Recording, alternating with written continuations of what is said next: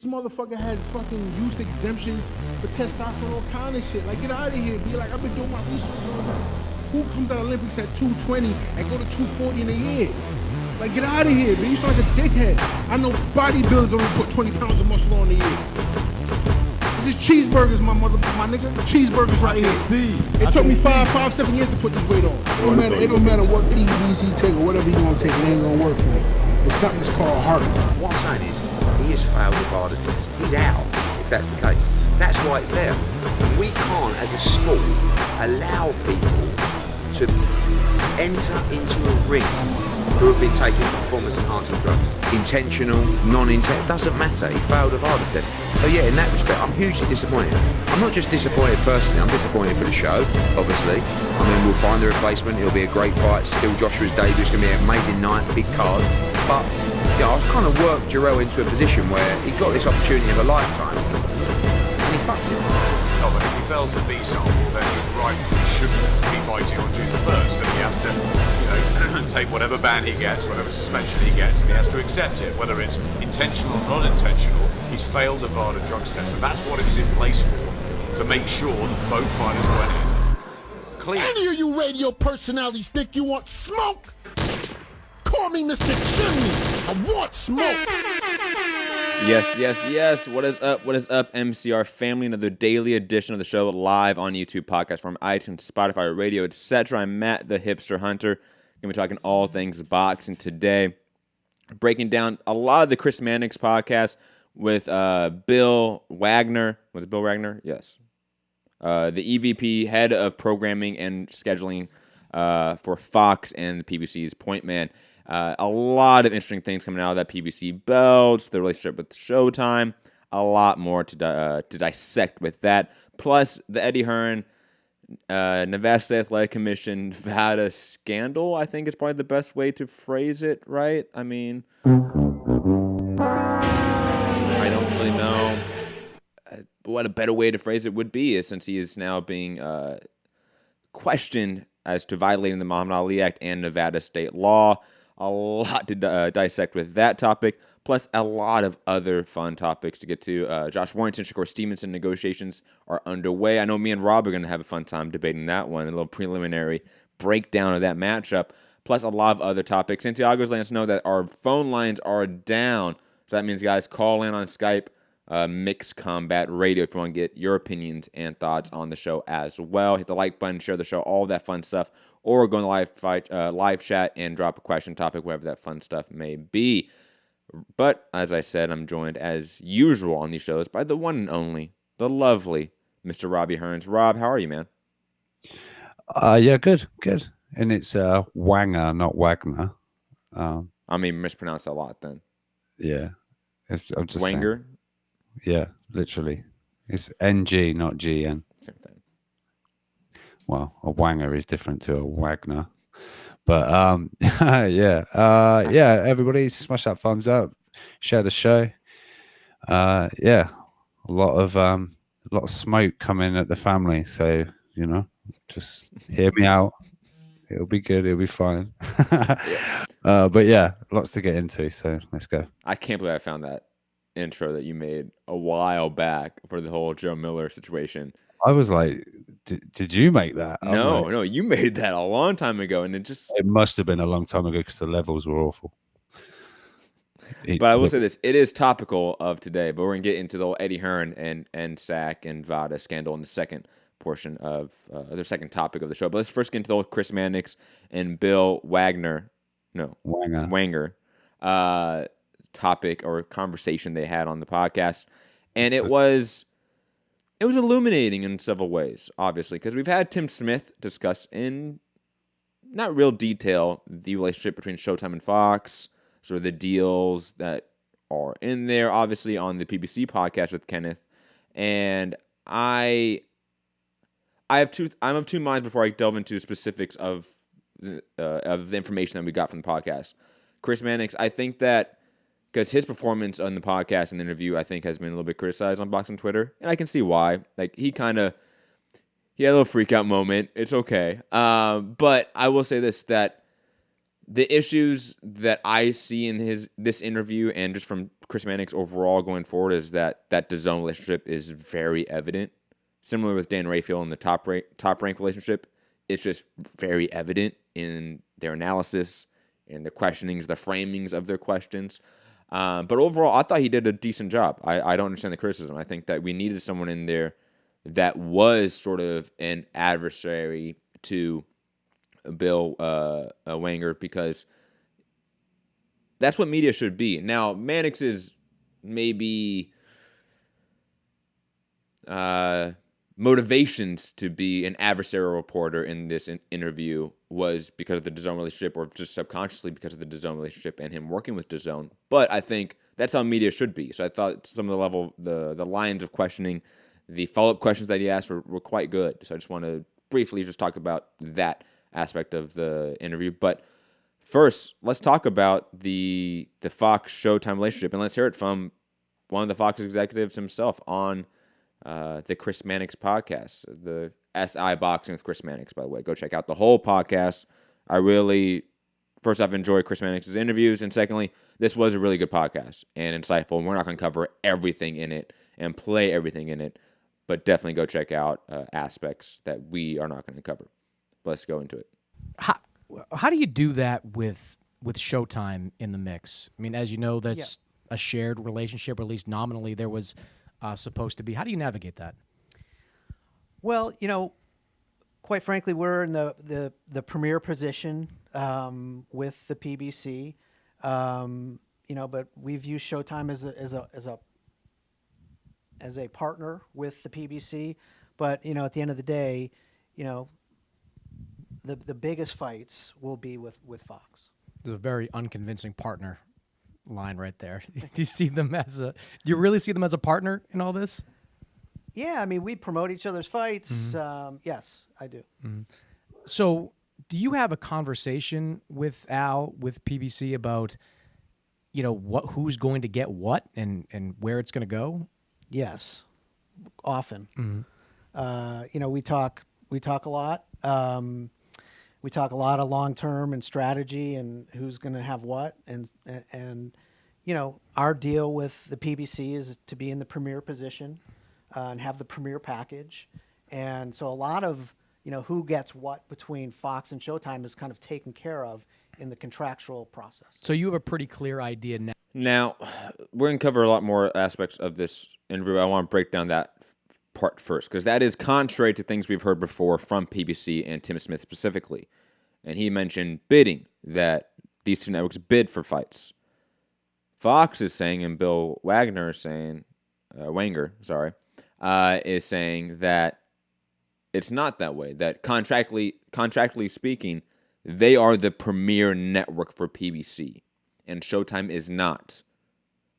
That is in stark contrast to they just bid on cards phrasing that Tim Smith said on the PBC podcast. And Rob, I want to get you sort of your take on, obviously I think that, Bill's, speaking the truth here. I don't think he's lying here. I think there is something in the contract that is alluding to the idea that PBC needs to deliver the best content that they have and the best fights to Fox. Maybe the interpretation is different from both sides, right? That's possible. Maybe there is a bidding process for some of these fights, but in Fox's mind, the big fights, the big matchups, they're the network for it. They're the premier network. That's what he said specifically, end quote, premier network for PBC. And do we think that, I don't really know where to branch off, because there's so many different ways we can tackle this individual topic here. But Rob, just your overall thoughts on this new information coming from Fox in terms of the PBC deal and the relationship with Fox, Showtime, and PBC in the middle. But first of all, please just stick to calling him Wagner, because I can't cope every time you say Wanger. I'm just a child. I know you are. That's why you're laughing. Every time you say it, I can't help it. Just get his name wrong from now on. Bill. I'm just going to call him Bill. Yeah, William Wanger. Anyway. VP Joe. Yeah, shout out. But yesterday I saw Mannix tweeted what today's episode was going to be. Mm-hmm. And I messaged like a few guys and was like, "This might be interesting," and they were like, "Oh yeah, I'll check that out." So halfway through work today, I was like, "Oh, let me check my podcast feed. Wonder if the SI podcast has dropped yet." Oh shit, yeah, it's there. Excellent.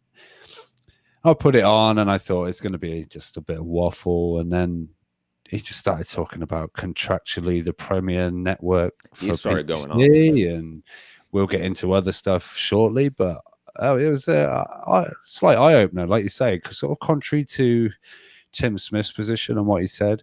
And I don't know, the reporting on like Showtime kind of backing out of the Wild Ortiz, that it wasn't kind of financially viable. That was Espinoza's narrative spin, let's say. So I don't know. It's like, is everyone on the same page, as in where everybody stands, or is this news to Espinoza? Is this, or is this? I mean, to take it maybe even a step further. I mean, is everyone happy in the prayer circle? The drum circle. Is everyone getting along here? Is Fox Showtime getting along? Well, I know who is happy. Obviously, Bill, but well, because he's getting all the good fights. Yeah. And Al Heyman, I think, is PBC are overall happy because look at the numbers they're doing on Fox, how they keep improving with each month. It seems they should be happy, but obviously, we circled around it. But Steven Espinoza, he should be upset here. Like this is in stark contrast to what he has said, what PBC is saying, and again, I think it's true. And how is Espinoza going to respond here? And we know Espinoza. He is going to respond. I am shocked he has not tweeted yet about it. Absolutely shocked. Okay? Because I know he will. I think the fact that it was, I was going to say, DAZN's journalist or DAZN's it is. guy that brought it out with Bill, but I thought that might be his angle because it seems to be a lot of... that will be his angle. That angle. But... yeah, I don't know. Has Espinoza been told it? Because he was on, I think that might have been the PBC podcast or another podcast, but he said like, I think it was regarding Pacquiao after the Broner fight. He said he may go to fight, but he'll be coming back for this one. Or Spence, he'll be here, but not judging by today because No, Bill's not saying that. Bill's like, was it 99%? Of the we've got on PBC no, that you're getting the context wrong of that quote. That's about just of PBC having the talent of boxing, period. Not Fox. But didn't he say, and we've got pretty much all of them? No. He's saying PBC has all of them. Oh, okay. He's saying when he said we, he's saying PBC. When he's purely talking about that. Ignore that quote in this context. Okay. But regardless, circling back, the best players and that kind of thing. Circling back, I think. If you're out there saying that if you have a distribution deal with a provider and they have multiple distribution deals, and you're out there saying we're the one that gets the best content from that provider, from that content provider, naturally the other distributors are going to be upset if they don't feel the same way, if they're not on the same page. And maybe they are.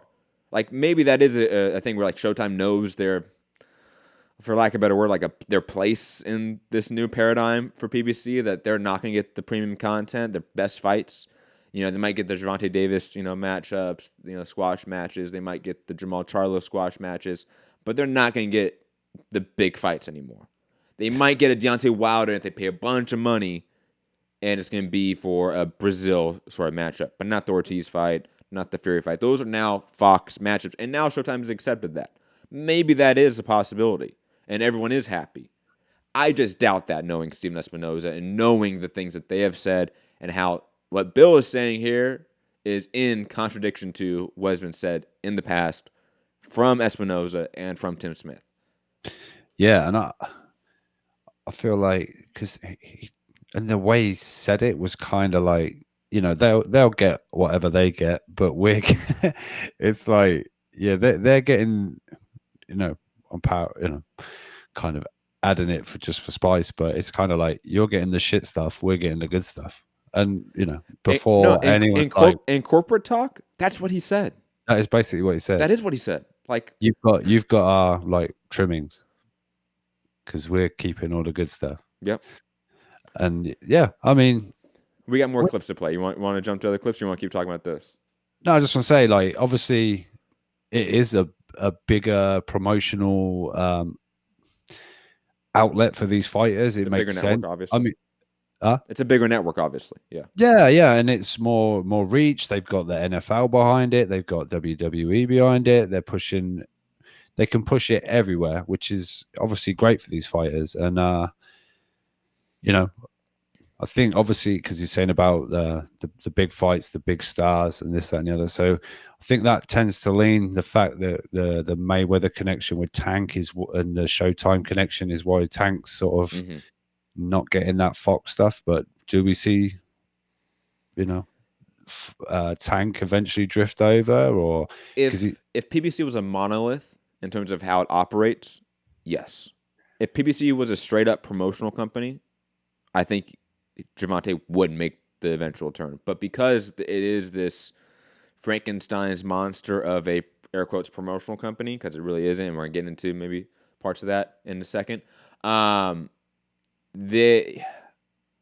can have Mayweather Promotions do their own thing within the PBC umbrella while everyone else is doing something else.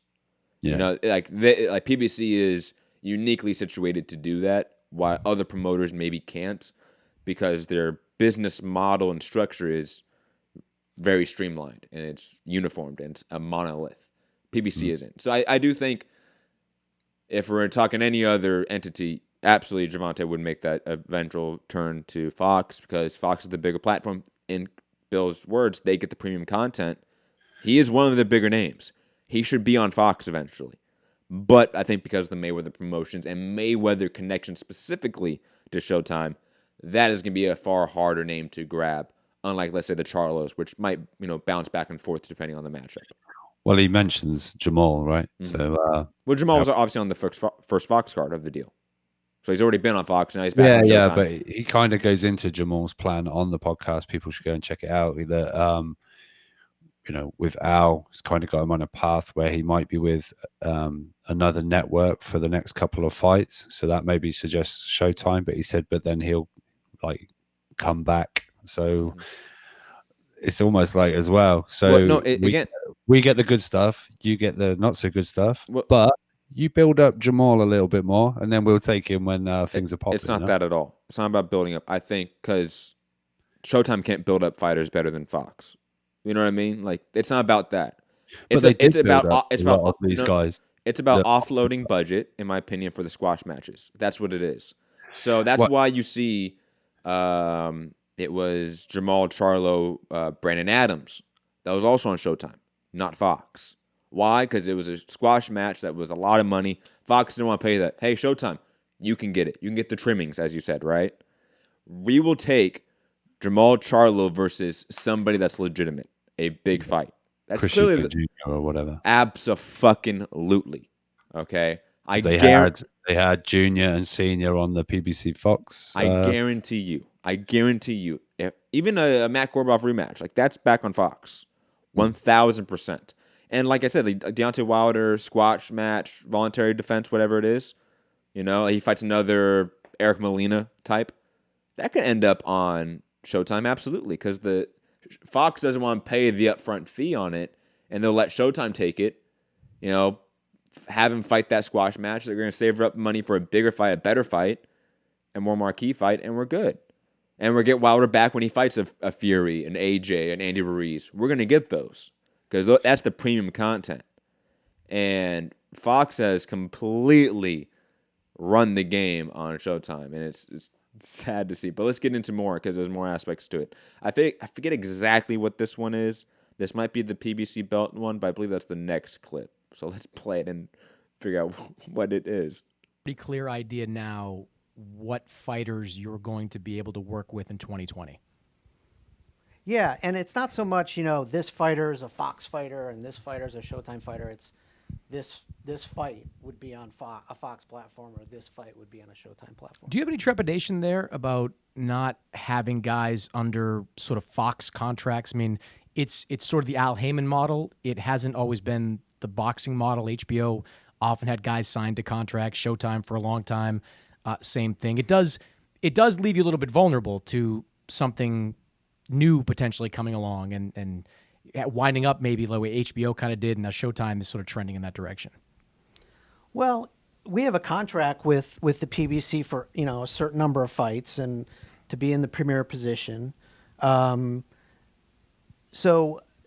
at the end of the day, that's what we're going to have. We're not too worried about another entity coming in while we're under contract with the PBC. What does premier position mean? At the end of the day, we get the best fights, and the top stars, and Showtime will have what they're going to have, but Fox will have the best of the best. So for an example of that, when you look ahead to what people are kind of hoping happens, which is Wilder against Tyson Fury in early part of next year, you plan on being part of that? Well, I'm not really going to comment on Wilder Fury. We have Wilder Luis Ortiz coming up here, and think Wilder has to take care of business there. So I'm not going to get into speculating about. All right. Not much we need to go back on. That was just furthering, solidifying points that we've made, and further information about Fox's perception on the Showtime relationship. Showtime can have what they have. Oh my gosh! Oh, that was just such a diss. How? That's like bars. It is. That's a bar. That is a bar. Oh my gosh! Way to go, Bill Wagner. For people wondering, he does go in a little more about the Wilder Ruiz. He sort of mentions because there's been there's talk about the match is done, but there's no. He said there's no reporting on networks or anything like that. But we know Bob Arum has been out there saying it's going to be a joint pay-per-view with Fox and ESPN. So there has not so much reporting as from one of the horse's mouths. So do we believe Bob? I don't know. Also, I think they're also probably a little bit curious about the Wilder Ortiz pay-per-view numbers. They want to gauge how much they're going to give to a Wilder Fury fight in terms of money, in terms of budgeting, based off of a Wilder Ortiz performance. So you know what I mean? I think it's a tricky fight, this one, because this not necessarily should be pay-per-view. This, in terms of building Wilder again, with a big Fox audience. If this was on regular Fox, it'd be massive. It'd be big, yeah, and it'd have a huge viewership. Wilder would get exposure. We're expecting Wilder to get another knockout on Fox. It's going to be a big deal. But we know DAZN offered Luis Ortiz $7 million or whatever it was to fight Joshua, or he was offered that much. So they've got you'd like to think he's getting that $7 million, at least for the Wilder fight, because he must have been promised it. Or close to it, maybe $5 million. Because I don't think he would get offered the same to fight AJ as Wilder. You know what I mean? But then he wouldn't get offered the same. Yeah, where I'm getting to is that maybe they felt we've got to kind of make this pay-per-view to get some extra. They talk, again, check out the podcast. I mean, Chris Mannix even asked about that. Is pay-per-view a way to offset costs? And he kind of skirts around it. But go check out the whole entire podcast for everything. But let's play the infamous clip that's making more of the rounds about PBC belts. Yeah. Numerous times. You know what we're going to try to do with the PBC, and we're on our way to do this, and as things fall into place, we are going to have a PBC belt and a PBC champion, let's say, of the heavyweight division. So play this out. Andy Ruiz beats Anthony Joshua again, and eventually you have Andy Ruiz and Deontay Wilder fighting for the PBC heavyweight title. You could do that potentially in the welterweights. You could do that at 154 pounds. You could do that at 168 pounds. So do you ignore, if that's the case, would all PBC fighters consistently ignore the sanctioning bodies and fight only for PBC belts? Because that's tough. That's tough getting guys. Guys like the hardware, even if it is fake hardware. It's right. Well, the PBC belt would be hardware. No, right, but not everyone. If there's one, guys love the secondary titles. They pay actual money. There are people paying actual money for franchise championships right now. None of this makes any sense to me. Yeah. And again, There's this is what way too many titles. There's way too many titles, but you did acknowledge the secondary. You acknowledge secondary WBA titles. They make stuff up.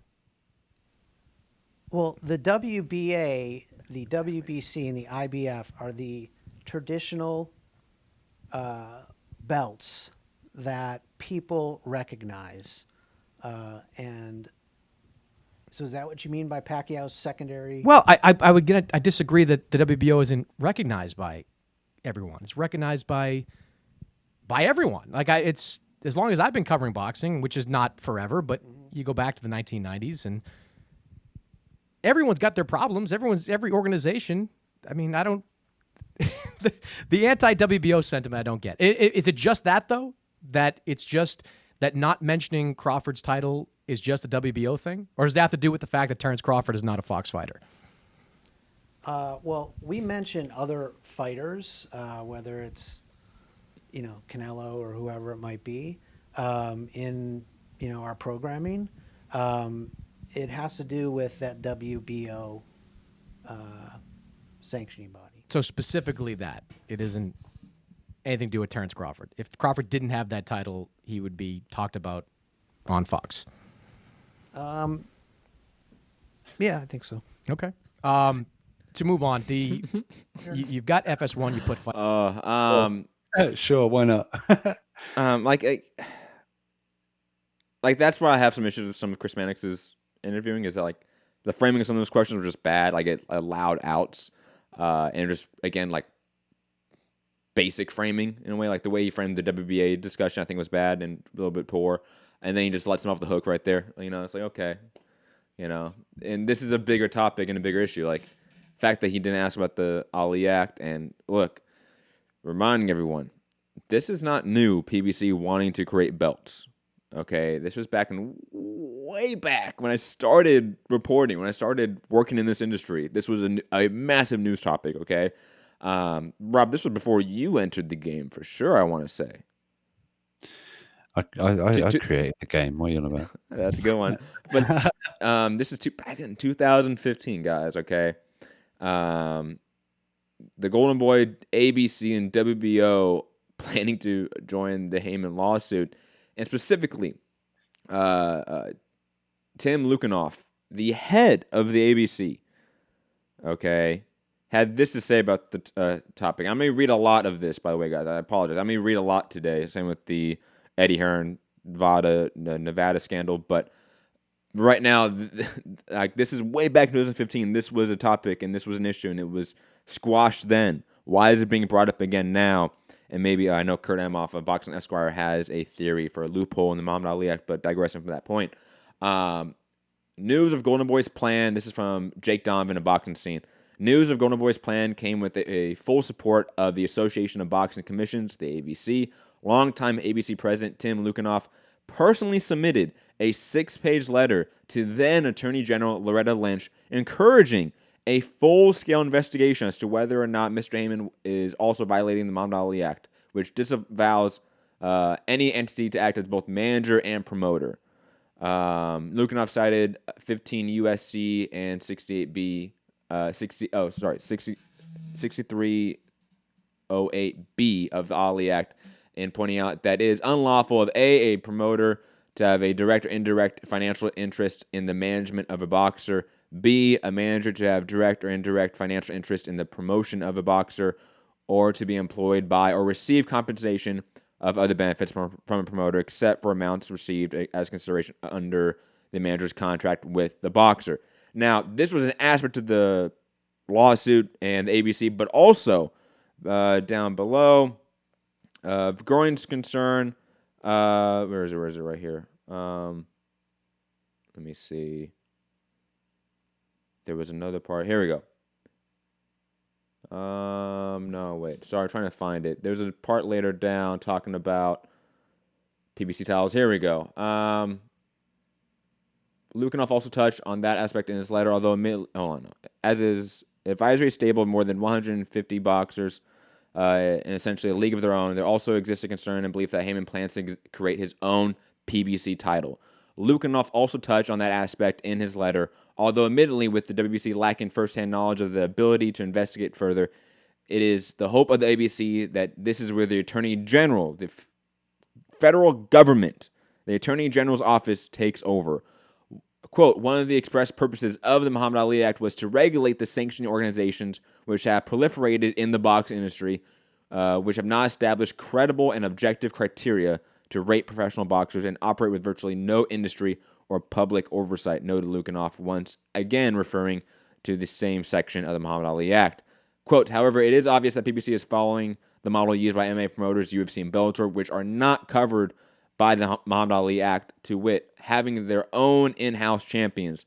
Managers working with PBC have publicly reported that this is the model, and reportedly title belts are being made. So I don't know how this is changing, to be honest. I don't know what in the last now almost 5 years, it's going to be 5 years in a couple months since this news came out and this story came out, what has changed to where PBC and now Fox are thinking, yes, let's create our own titles, because that is in direct conflict with the Muhammad Ali Act. And again, it's just a little bit concerning here that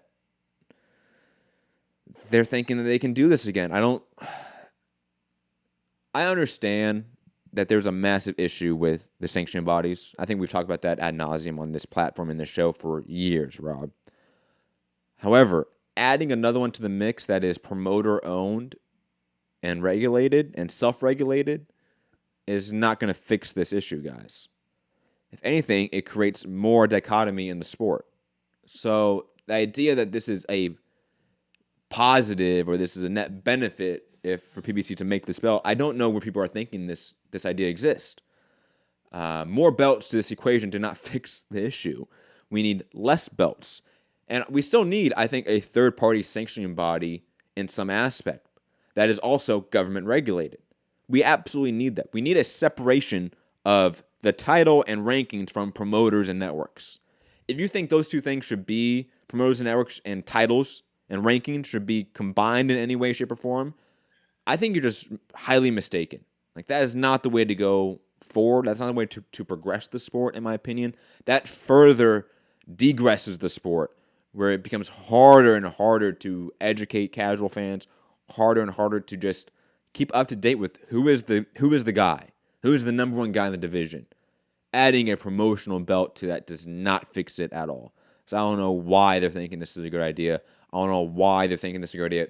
After 5 years ago, they came into trouble with the ABC over breaking the Ali Act. I don't understand the thought process here from PBC or Fox. And maybe Bill's talking out of his ass here. I don't know, but I don't think so. I mean, he's a high up-ranking executive at Fox. I doubt he's talking out of his ass here. This should be squashed immediately. And this is not for the betterment of boxing, period. Full stop. Rob? No, I agree. It's, it's just, I guess it depends on fan base, but for some, it's, why not? There's too many. Why should fighters pay all these sanctioning fees and blah, blah, blah, blah, when, just do their own belt? But I don't know. There's some weird fucking reasoning for this. The same people that moaned about there being a franchise bout with the WBC, this is a franchise bout. It's a bout from the franchise base, who knows? Maybe can you unify the PBC bout with the Matchroom bout? And then can you become undisputed promotional company franchise champion of TV networks or something? We don't need another bout. We don't need one exclusively for one company, because do the current reigning world champions of actual world titles have to hand in their you're a PBC fighter now, you don't need that WBC belt, Deontay. Hand it over and you can fight for the PBC heavyweight championship of PBC. And for dumbass in the chat saying maybe he's just using the belt as recognition rather than being a belt you fight for regularly. First off, that's not what he's saying, because he literally said it's hardware. Like, he specifically said it's a belt that they're making. So that's, first off, your premise is wrong. But let's say if your premise was correct, which it isn't, it would just be another franchise belt.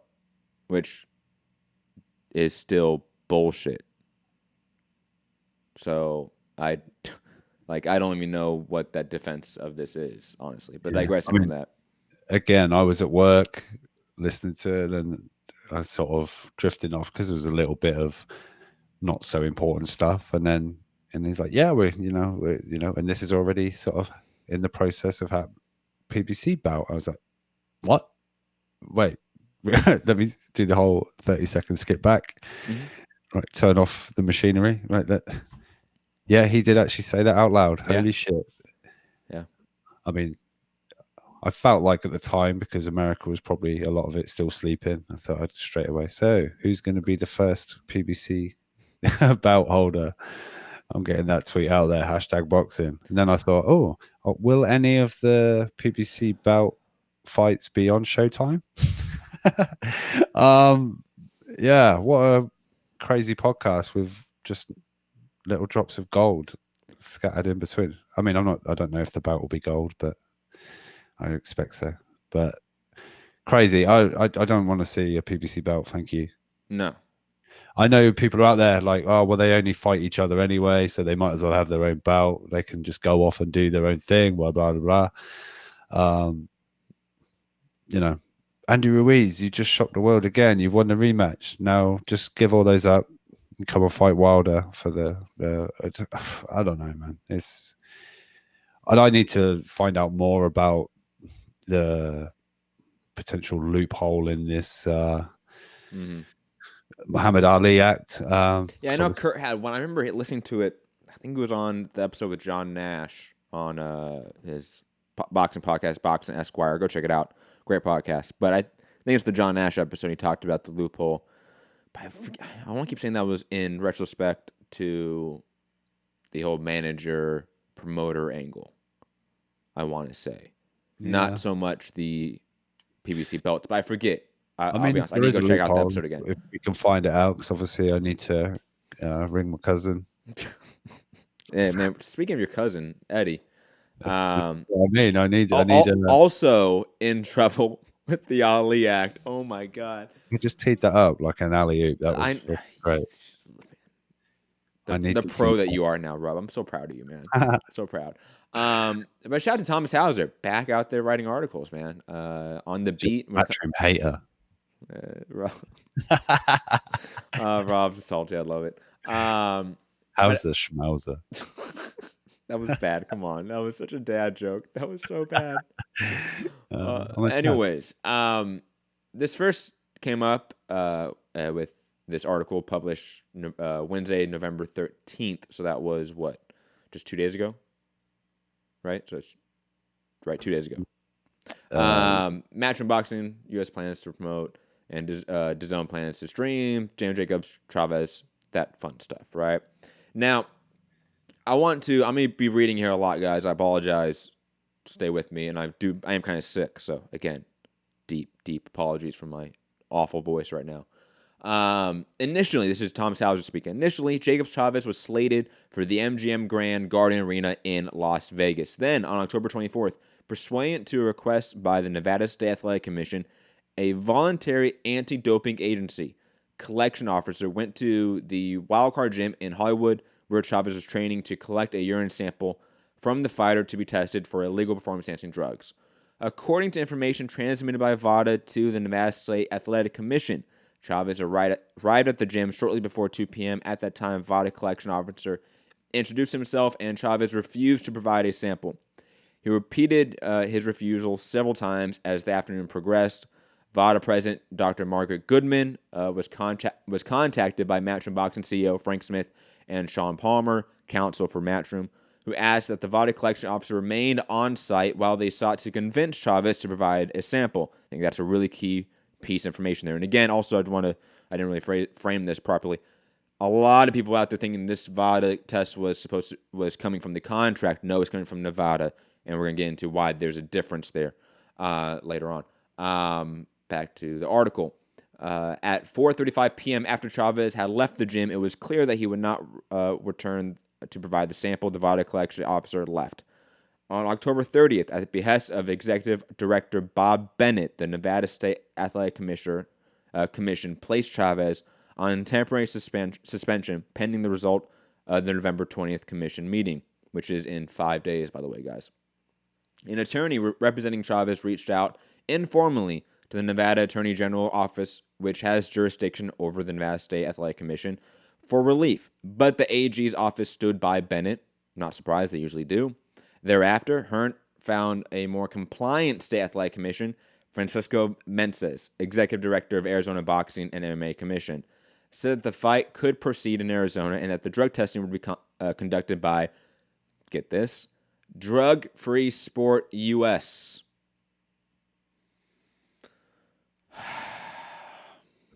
An organization that lacks credibility of VADA, writes Thomas Hauser. After Arizona was announced as the site for the fight, Hearn told FightHype.com, quote, Chavez hadn't signed for the fight, hadn't signed up for VADA, and Nevada through VADA turned up to test him. And he said, well, I haven't signed up for the fight yet, so he didn't test, and they chose to not license him. So I went to the ABC, went to the other boxing commission, and said, we'll license him, and who will license him, no problem. He just has to sign up for testing, which he's done in full, and we go. But Hearn's explanation is flawed. First, under Nevada law, the Nevada State Athletic Commission has jurisdiction to test a fighter for performance-enhancing drugs once a promoter requests a date for a fight from the commission. And Matchroom had previously requested December 20th as the date for Jacobs Chavez. Moreover, the Muhammad Ali Boxing Reform Act provides that each boxing commission shall establish procedures to ensure that no boxer is permitted to box within its jurisdiction while under suspension from any other boxing commission as a consequence of a failed test. And the World Anti-Doping Agency, WADA, code expressly treats evading, refusing, or failing to submit to a drug test as a violation with penalties that are the same as the penalties for a failed drug test. And by the way, VADA, I know, and WADA are not always in line, but VADA is in line with this specific code. Moving forward, the Ali Act was designed to prevent form shopping of the kind that is happening now in conjunction with Jacobs Chavez. Before Matchroom settled on Arizona as the site for Jacobs Chavez, it reached out informally to the California State Athletic Commission to determine whether Chavez might be licensed in California. But Chavez has a trouble relationship with the California State Athletic Commission. He's supposed to be on the Wilder Tyson Fury card. Moving on. Let me see. I think this is most of what I want to say. There's more to this article. Go read the rest of it, guys. I highly implore everyone. There's another article, though, we're going to get to because Nevada has definitely responded to this situation. Nevada, though, responding, New York State Athletic Commission confronts Matchroom over Chavez, and this is, again, another Thomas Hauser piece. Nevada State Athletic Commission Executive Director Bob Bennett has sent a strongly worded letter. Always love that phrasing. I always love that phrasing. It's so good. To Eddie Hearn, Managing Director of Matchroom Sports. And let's just read the letter because it's pretty good. With you're on the business end of a hissy fit. Bennett's letter to Hearn declares, and this is the letter itself, Nevada law prohibits any promoter licensed by the Nevada State Athletic Commission from having any dealings related to unarmed combat with a person who has been suspended by the Nevada State Athletic Commission. Nevada law also prohibits a promoter from prohibiting a person under suspension from participating in any event or exhibition of unarmed combat during the period of suspension. Any violation of Nevada or federal law by a licensed promoter provides grounds for disciplinary action. In addition, under the Ali Act, no boxer is permitted to box while under suspension from any boxing commission due to, among other things, failure of a drug test. Under Nevada law, an unarmed combatant that refuses to submit to the collection of a sample or specimen upon the request of the Nevada State Athletic Commission or its representative, or otherwise evades the collection thereof, has committed an anti-doping violation and is subject to disciplinary action, just as he or she would be if he or she failed a drug test. Based on Matchroom's ongoing dealings with Chavez while he has been on suspension, it is apparent that Matchroom has violated Nevada law. Further, given that Chavez's suspension is based on his refusal to submit to a drug test requested by the Nevada State Athletic Commission, and thus an anti-doping violation, it is apparent that the event scheduled to occur in Arizona December 20th, 2019, is in violation of the Ali Act. As such, Matchroom is promoting an event that potentially violates federal law. Bennett's letter further states, on November 7th, 2019, I contacted Sean Palmer, Matchroom's head of legal and business affairs, and informed him of the legal issues with Matchroom dealings with Chavez discussed herein.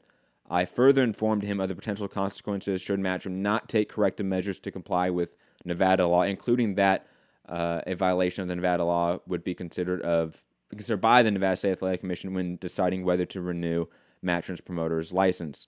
Matchroom Boxing USA announced today, blah, blah, this is no longer the letter.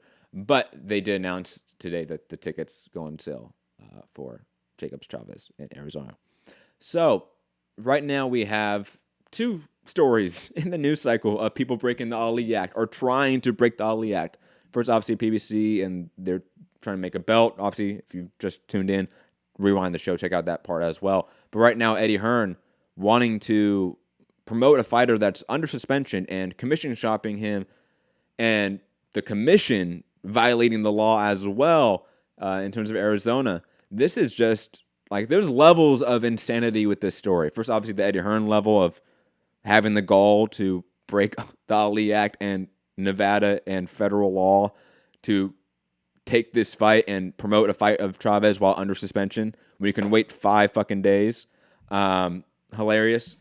And on top of that, obviously the commission's fault here in Arizona. Them licensing Chavez and doing this is violating federal law and probably their own state law that they're should be adhering to. So this is just a crazy story in my opinion. And that's why I played, by the way, the intro of the whole Whyte situation, because, you know, it was funny. Eddie Hearn going hard about people, you know, testing positive and having an anti-doping violation under VADA. He can't fight. But Chavez, no, he can fight. We're just going to another commission. This is really slimy. This is really slimy here from Eddie Hearn, Matchroom, and Arizona. Everyone involved here. This is literally illegal. So until until November 20th happens, and let's say on some miracle they don't suspend Chavez, you're violating law here, both state and federal law. You can't be doing this. Rob, your thoughts on Eddie Hearn violating federal and state law? Yeah, I'd be all right. No, look, quickly before my phone explodes, whatever his current Twitter handle is sending me that the the Attorney General is very close with the guy at Fox or something. So okay, I'm being told to tell you that. That's cool. Still doesn't matter. But anyway, because circling back, let's not talk about PBC. We're talking about your man Eddie Hearn violating law, literally violate. Like PBC might violate federal law if they make belts. Eddie Hearn is literally doing it right now. Yeah, I mean, so what is it? Because they reserved a date or requested a date for the fight to be in Nevada. In Nevada, he is thereby under their rules and law. Yeah, he is thereby under jurisdiction to be tested. I don't know. And again, it wasn't the fight contract VADA testing. That is separate.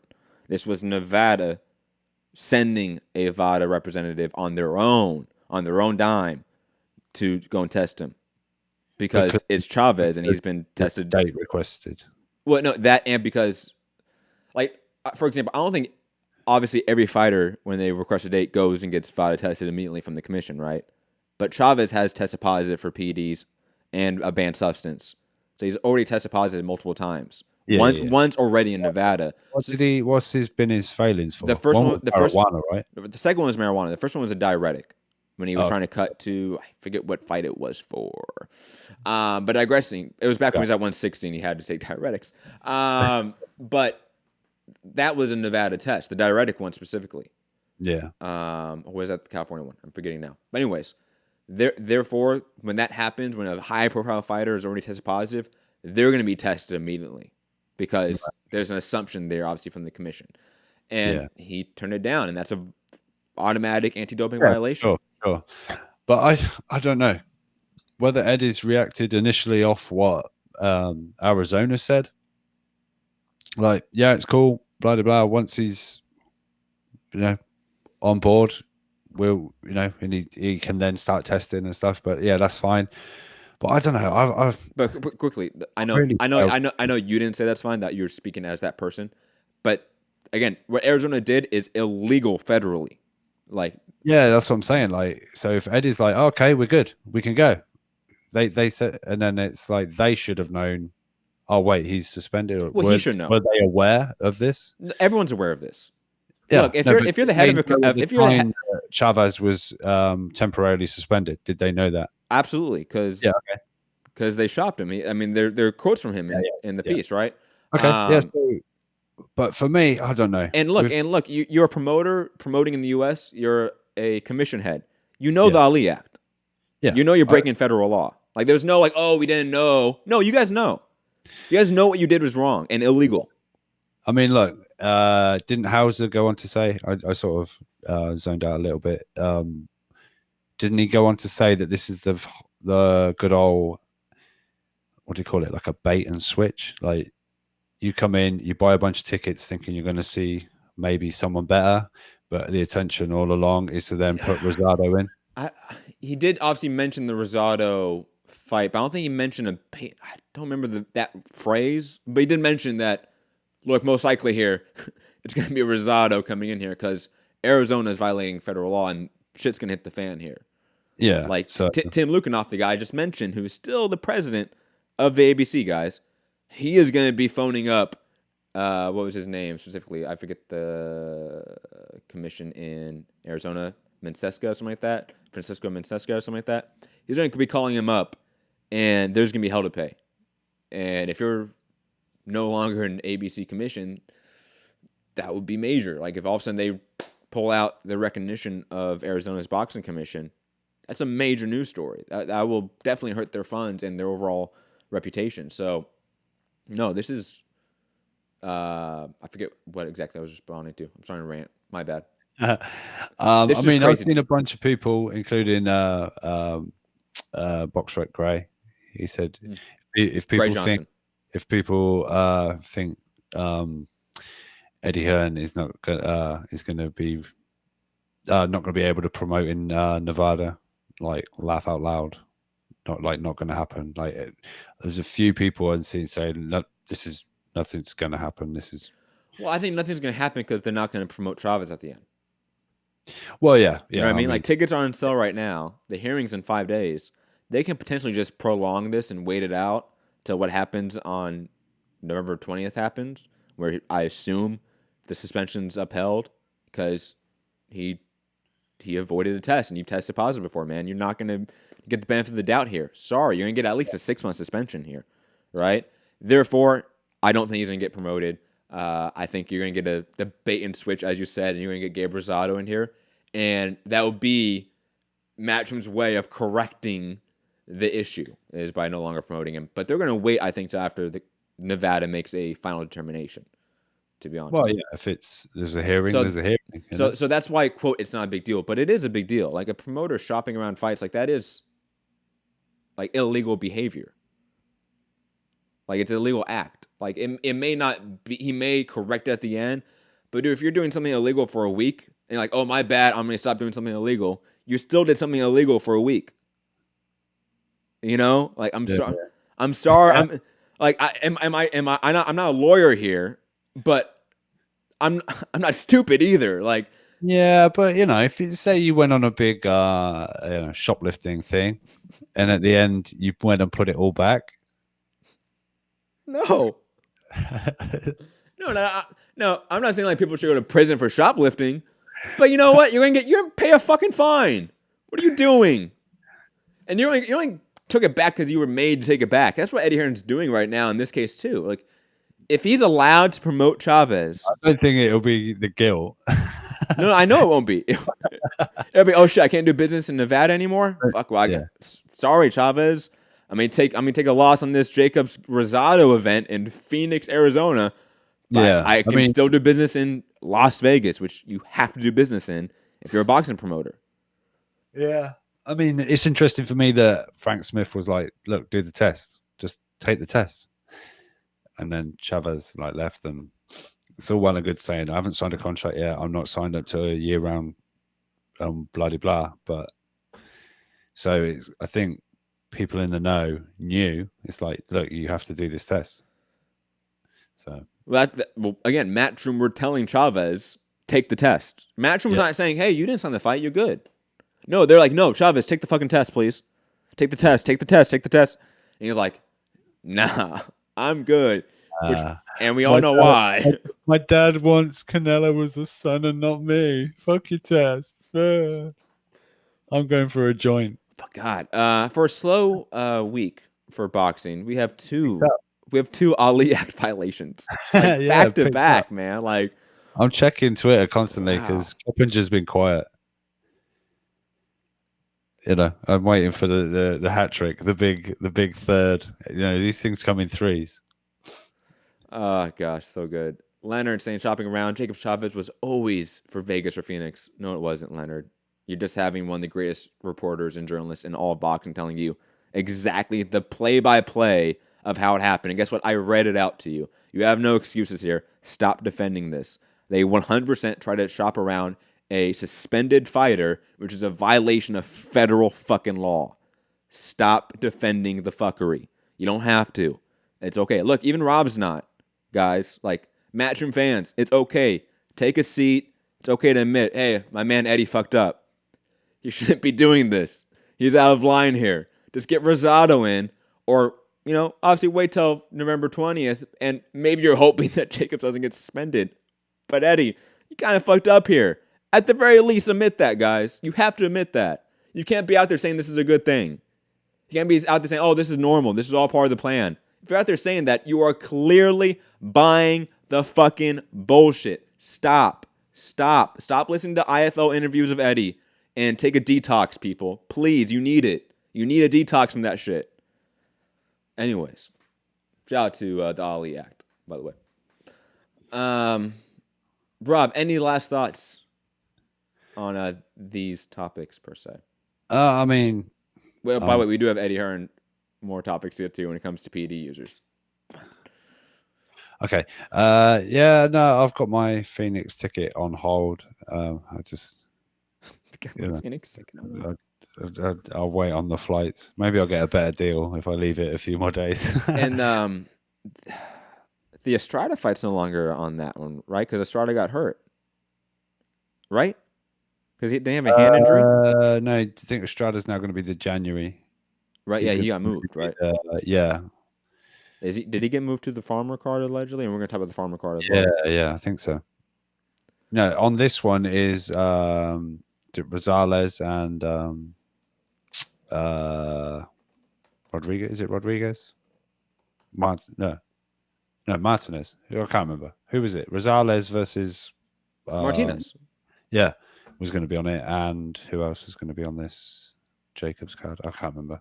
That's right. That fight. Potentially Josh Kelly and No, Josh Kelly got moved to January card. Oh, he did. I didn't see. Yeah, Evanesian. No, but he was going to have a tune-up, and then I think they just we're just gonna move you to January main event with Evanesian. Okay, Because the date wouldn't make sense. I remember I think it was going to be January for Evanesian. It just said early next year. I want to say it was January, but digressing. I who doubt else? Kelly's Luke gonna be on this card. Campbell. I doubt he's on this card. Yeah. I doubt a lot of those names are going to be on this card in Wow, I'm Phoenix. doubting the card, to be honest. The second it happens, because it's going to happen, guys, where it's not going to be Chavez, it's going to be Rosado versus Jacobs. They're going to just tank this card on purpose because it's going to be a loss. So just tank it. Don't beef it up. Save up these names for other people, please. But digressing, Eddie Hearn out there saying via IFL interview, of course, that he has now set Dillian Whyte a list of potential opponents to fight on the Ruiz Jr. and Joshua undercard. He insisted, quote, there's a very good chance Whyte will return in a 10-rounder on the show. Now, I think he did also go on to add that the opponent's not going to be in the top 10 or 15. Not surprised. But again, should I play the intro to the show again, Rob, just to remind everyone Eddie Hearn's statements on PD users? I think people forget. You can do what you want. It's your show. That was a good one, Rob. I'm gonna play it. I have to. I'm gonna be petty. Sorry, guys. This motherfucker has fucking use exemptions for testosterone, all kind of shit. Like, get out of here, be like, I've been doing my research on who comes out of Olympics at 220 and go to 240 in a year. Like, get out of here, man. You sound like a dickhead. I know bodybuilders don't put 20 pounds of muscle on a year. This is cheeseburgers, my nigga. Cheeseburgers right here. It took me 7 years to put this weight on. It don't matter what PBC take or whatever you want to take, it ain't gonna work for me. It's something that's called heart. What I'm saying is, he has failed the VADA test. He's out, if that's the case. That's why it's there. And we can't, as a sport, allow people to enter into a ring who have been taking performance-enhancing drugs. Intentional. We cannot allow, as a sport, for someone to enter the ring on performance-enhancing drugs. Was something that he stated specifically, and we just played the quote there. I know Whyte hasn't been found guilty yet, or hasn't faced a suspension or whatever, but it's sort of along the same lines here. If you have a guy that the due process hasn't happened, he's still under temporary suspension, in my opinion. Like, there's a reason why Whyte hasn't been lined up to fight anyone recently. I think it's largely due to that. And I mean, as a promoter, like, what I'm going to say, like, don't lie.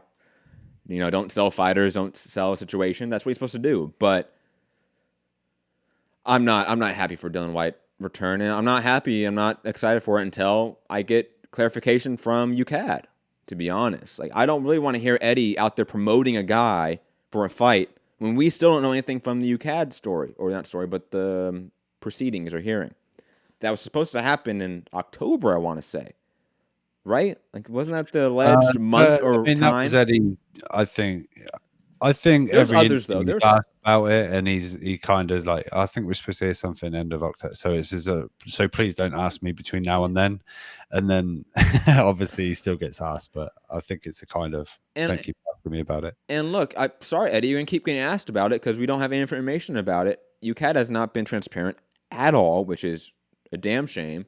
On top of it, you haven't really. Dillian Whyte hasn't been transparent, and therefore, I'm not going to be hyped for you promoting this guy. It's like, again, I wasn't born yesterday. I'm not stupid. I'm not a lawyer. I'm not that smart, but I'm not stupid. Okay? Like, don't play me, Eddie. Like, I'm not that sort of consumer.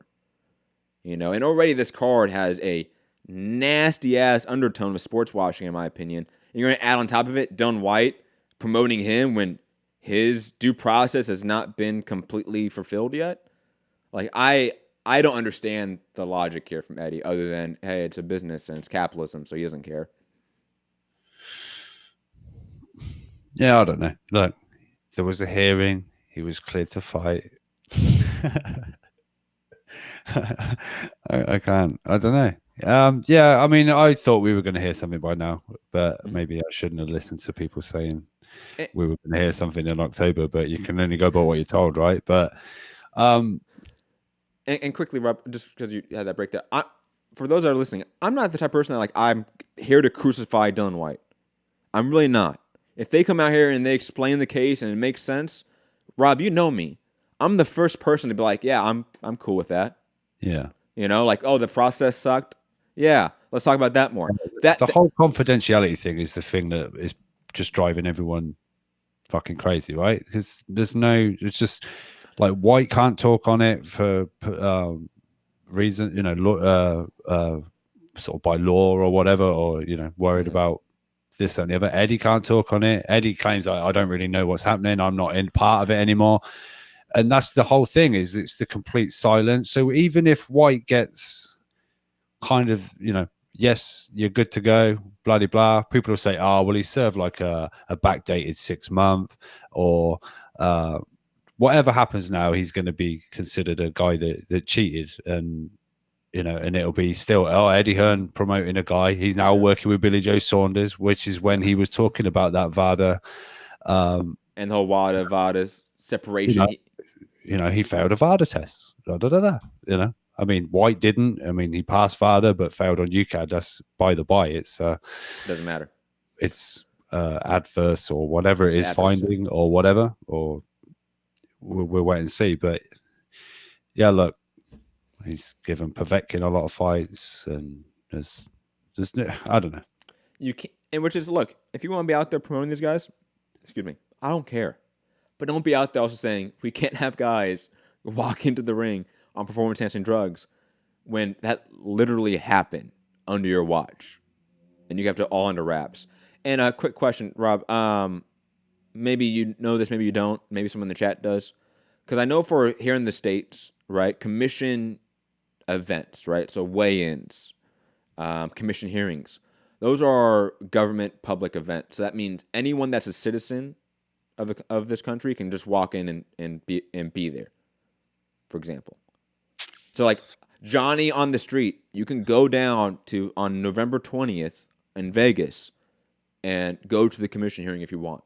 It's open to the public, okay?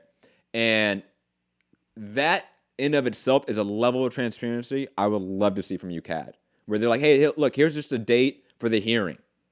You're citizens of the UK. You guys are allowed to come. Cool. You know, like I would love to see that at least. You don't need to tell us every bit of detail, all the memos back and forth. We don't need to hear all that. Let us know when the date is, when the hearing is. You know, you don't even need a video stream. Just allow people to be there. Because that's what happens here. Which is funny, by the way, for the UFC, because they do private weigh-ins. And eventually, like, once in a while, just some fans will show up to the private weigh-ins. The UFC gets really mad, but they can't kick them out because it's a commission event. They have to be allowed to be there. Yeah, I don't know if that stands here. I'm not sure. I've never really, just wait for the boxing scene to report it. No, I honestly don't know. I've never really looked into it. Maybe someone in the chat knows better. Very quickly, Daniel Jacobs, 30 minutes ago. Tickets for December 20th are on sale now, and it's still for Chavez. It's a bait and switch, man. Moving on. Still on heavyweight, just to sort of end the heavyweight topics, because we've been talking about heavyweights for a bit here. Jason Cruz of MMA Payout and Bloody Elbow reporting boxing. The IBF has ruled on Kubrat Pulev appeal that he should be the first to fight Andy Ruiz. The Ruiz-Joshua fight shall take place, but the winner of that bout shall fight Kubrat Pulev next with no intervening bouts in an IBF mandatory bout on or before May 31st, 2020. So that basically confirms, the potential WBO situation, right? Where whoever wins, regardless, the WBO is going to strip them because they're also calling for a mandatory. And the IBF is saying, no, we're first. And they have an Usyk-Chisora fight in the works in the lineup that could be for a vacant belt. That is a distinct possibility. But, however, digressing, we still get Pulev versus the winner of that fight, most likely. Rob, thoughts on the IBF and, ruling that Pulev has to happen before May and no in-between fights? Yeah, I don't know. I know there was a sort of semi-dispute between IBF and WBO at whose was next, but yeah, whatever. We knew we were getting.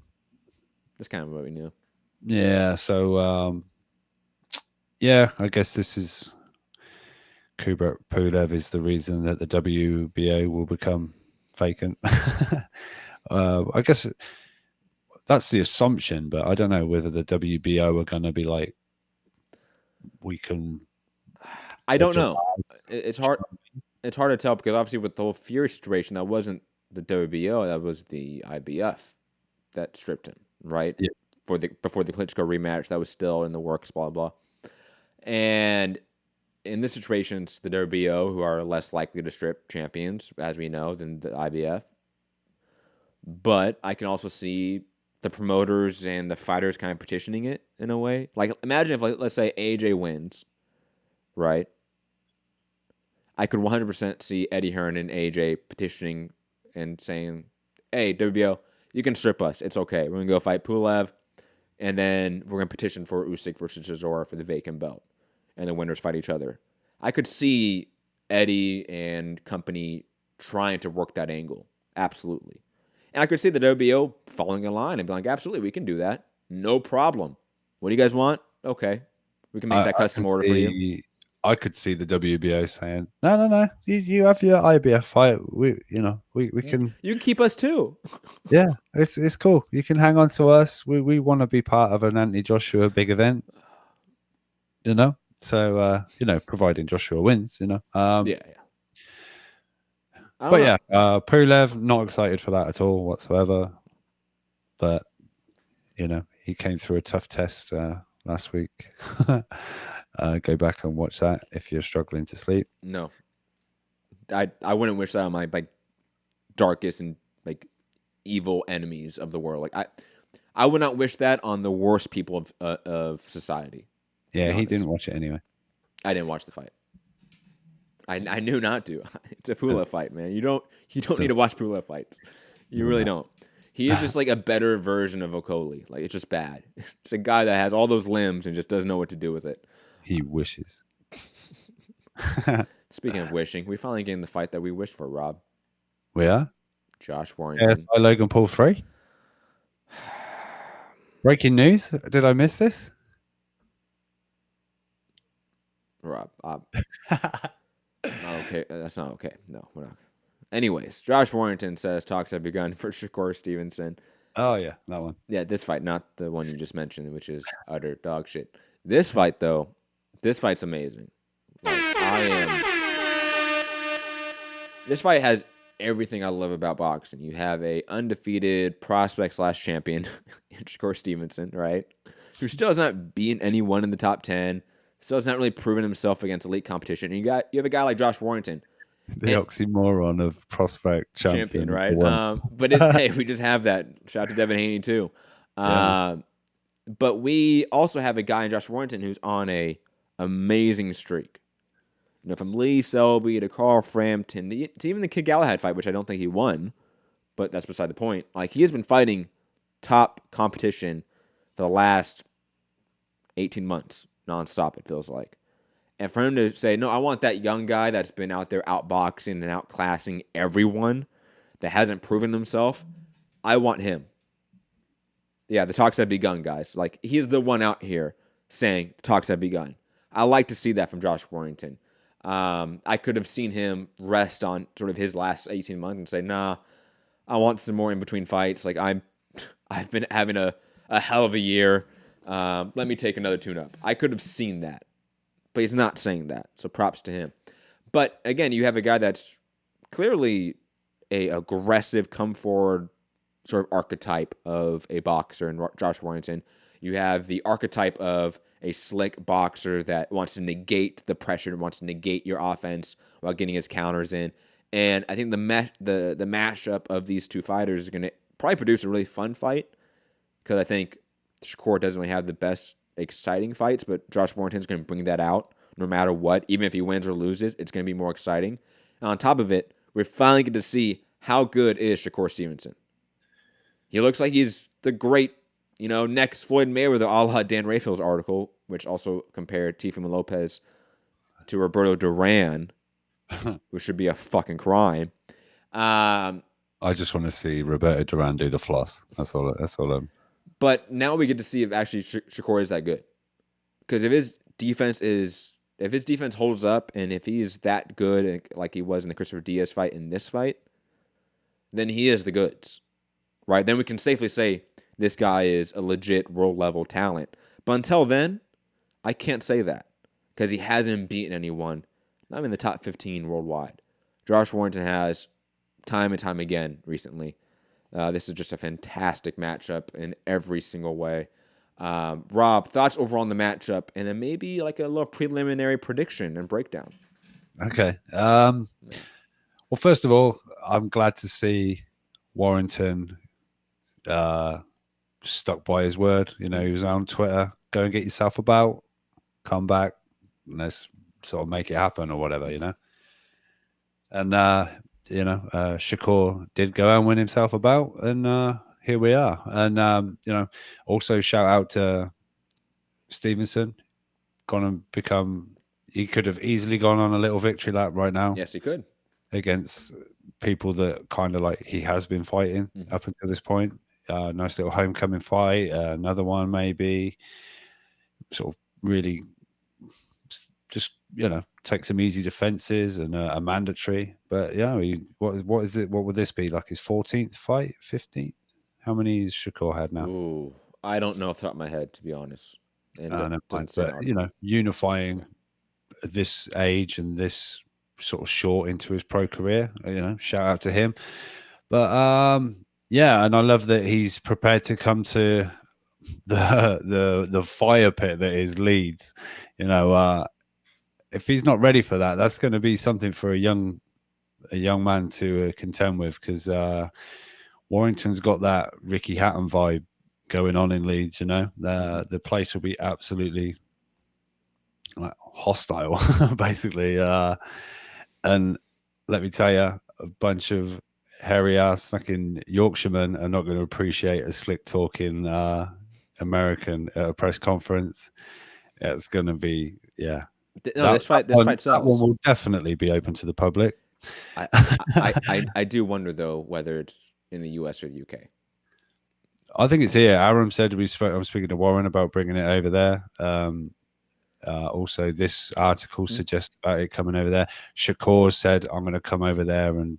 I know everyone's saying they're okay with it, but again, I wonder what ESPN's thinking. Shakur is one of their next guys potentially. Are they thinking let's keep him in the New York market, let's say, and have him fight Josh Warrington and MSG?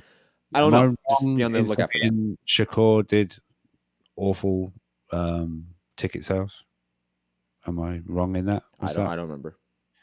I thought it was released. Anyway. Wait, no, he did obviously in Reno, Nevada. Of course he did.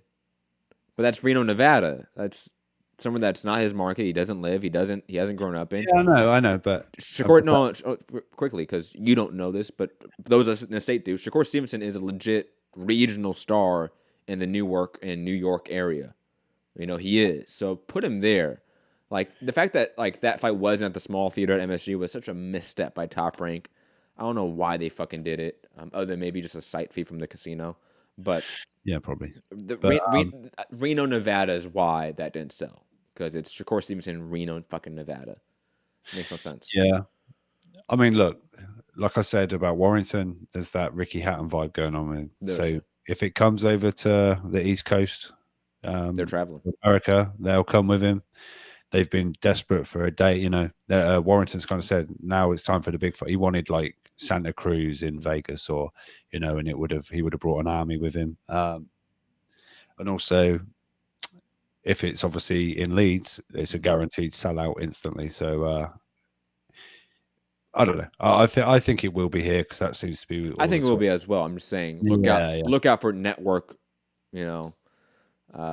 mismanaging the fight in some way, because I could see that absolutely happening. I don't think Bob has any issue taking Shakur over there, because he's taken other top-ranked fighters to the UK for fights for championships. Yeah, for sure. Tim Bradley, obviously, famously, and Terence Crawford, two top-ranked fighters that went and won belts in the UK, and then came over here. Loma, he came over. Yeah, but that's not what I'm talking about per se, because.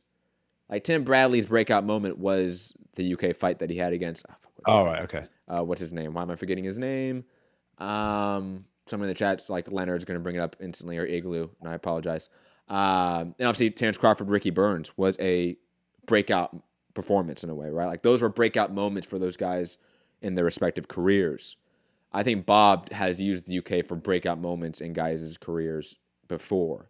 I think that's what he's thinking about this with Shakur Stevenson, is that sent to the UK for a breakout performance over there.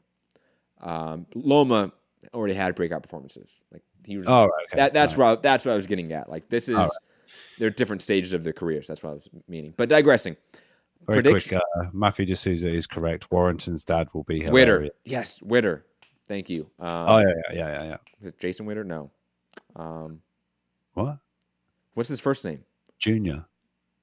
Is it Junior Witter? Is it Junior Witter? That was a long time ago. This was like a decade ago, guys. I'm sorry, and I have a fever.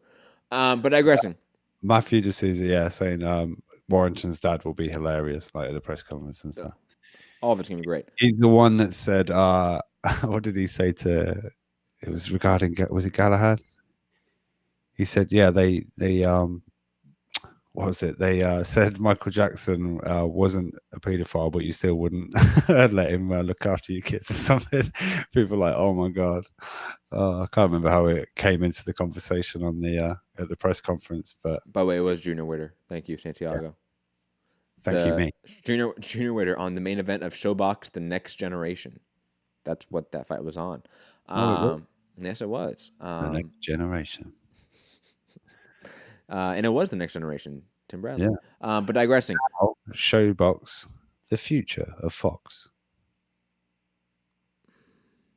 Is that how it works? You can maybe shop work that a little bit, you know. Oh, the wording was a little bit off. The flow was a little bit off. We'll build them. Yeah. And then Fox can use their premier status. If you build them, Fox will come and take them. If you build them, Fox will come. But sort of an early prediction on this fight. Warrington all day long. The young kid can't handle the pressure. How do you think he adjusts from the Kid Galahad issues? Because Kid Galahad, who I think is a decent boxer, but I don't think is as talented as Shakur Stevenson, gave Josh Warrington a lot of issues. I think Shakur will throw more and be... Than Galahad? Yeah. That was the whole issue with the Galahad performance. If he just threw a little bit more, it would have been, in my opinion, a bit more convincing instead of it being like, oh, I can kind of understand. He didn't kind of make him miss and make him pay and that kind of thing was the sort of stuff angled at Galahad. He didn't really make him pay. No. All right, maybe I misunderstood you. You misunderstood me. How does that relate to Shakur? Because you said Shakur is going to throw more. I think it'll be. So you think Shakur's going to do better than Kid Galahad? Think what? Sorry. Wait, your criticism of Galahad was he didn't throw enough, right? Yeah. And you think Shakur's going to throw more. So yeah, therefore, don't you throw more? You're open to receive more shots. You know what I mean? But see, that's why that right there I don't understand, because you're contradicting yourself there, because you're saying that opening yourself up more will throwing more is going to open yourself up more. But right before that, you said Kid Galahad didn't win the fight because he wasn't throwing enough. So which one is it? Is Shakur going to throw more and that's going to be better for him because Galahad wasn't throwing enough in terms of counters? Or is Shakur going to open himself up with volume? Because you're saying two different things about I'm not throwing more. You are. I'm not. I'm just go back and listen to the show, because you did. Maybe just rephrase yourself, because you're not making sense. I know what I mean. You just don't. That's all. Then I know. maybe, I'm saying. Let me explain then. I am. No. I am. Go. And then, so yeah, I just think when Galahad did make him miss, he didn't then like capitalize on it. Whereas I think Stevenson will potentially be making Warrington miss a little bit, but he will be looking to make him pay for it. And then I think there's more there's more chance of this fight being more of an interesting fight to watch rather than the Galahad one. And I think Shakur, being young, will be maybe also up for a bit more of a trade-off or looking to... But since you think Shakur is going to throw more and be more open to engaging, and especially with counters more so than Galahad, don't you think that Shakur is going to be more successful in the fight than Galahad? Potentially, yeah. But I'm just saying. Sorry, I just trying to, angle the discussion here. For me to pick Stevenson. No. Because again, you're saying stuff here that is pro Shakur here, but you're picking Josh Warrington. That's what I'm confused about. You know what I'm saying? Like you're basically laying out a path of Shakur is going to do better than Kid Galahad, and I think we're both of the mindset that Kid Galahad was at least quite successful against Josh Warrington, more so than Lee Selby and Carl Frampton, obviously. And if Shakur can do better than Kid Galahad in those areas, then it's not far-fetched to think that Shakur could win this fight, right? No, I'm not saying Warrington is No, I know you're not. I know you're not. But you picked Warrington, but then you're all of your examples have been pro Shakur. You know what I mean? Like I don't understand how. I don't know what you mean. Well, you picked Josh Warrington to win, right? I've yet to hear you explain how he wins. I've heard you explain how Shakur can win. I think Warrington's pressure and his I think he could try and get Shakur into a fight that he maybe doesn't want to be in. So you think like Shakur, who I don't agree he's going to throw more than Galahad, by the way. I think he's going to throw about the same.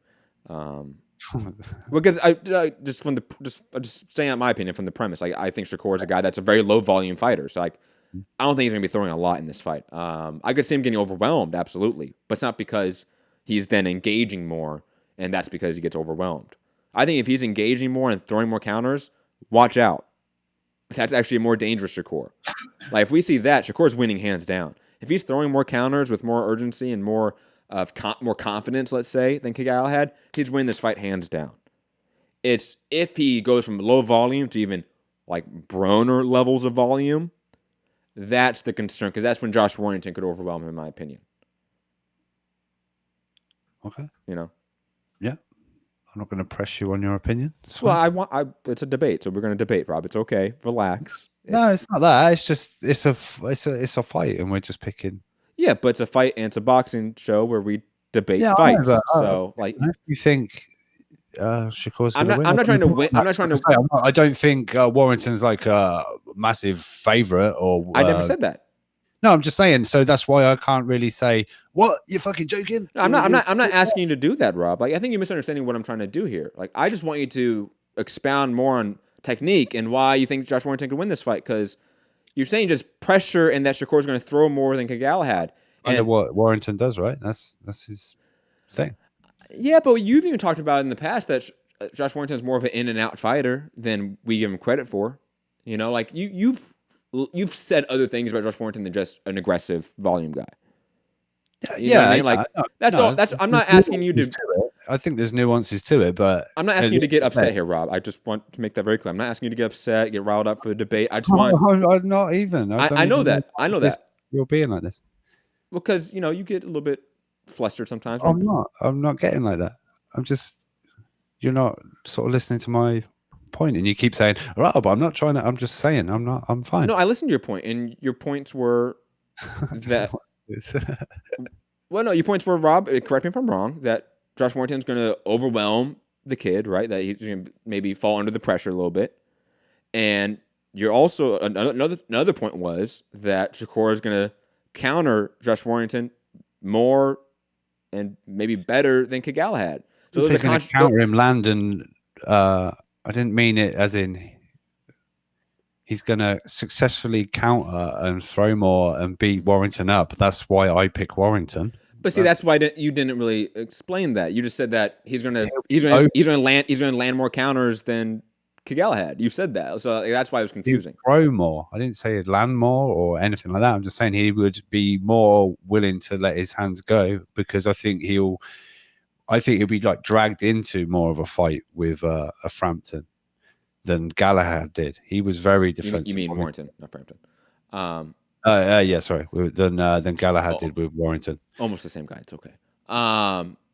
Warrington's definitely adopting more of a Frampton style as he's progressing. But I see that's why I don't. Why do you think Shakur, other than maybe just youth, is going to start throwing more? Because on average, he throws at a very low volume and a low rate, and I would say less than even Galahad.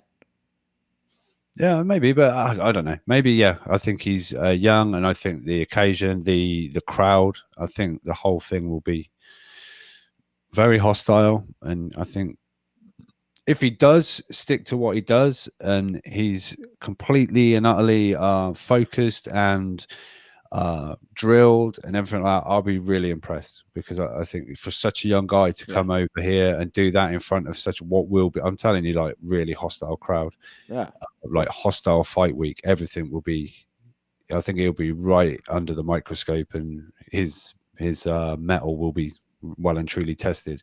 So for me, I will be impressed if he sticks to that. But I can see a young kid who likes, he talks that smack. So I think at some point he might be trying to show it in the ring as well, because he'll be sort of forced to with Warrington. But we'll see. I know I've been on a hot streak lately, but I do get some. Whoa, no, you didn't.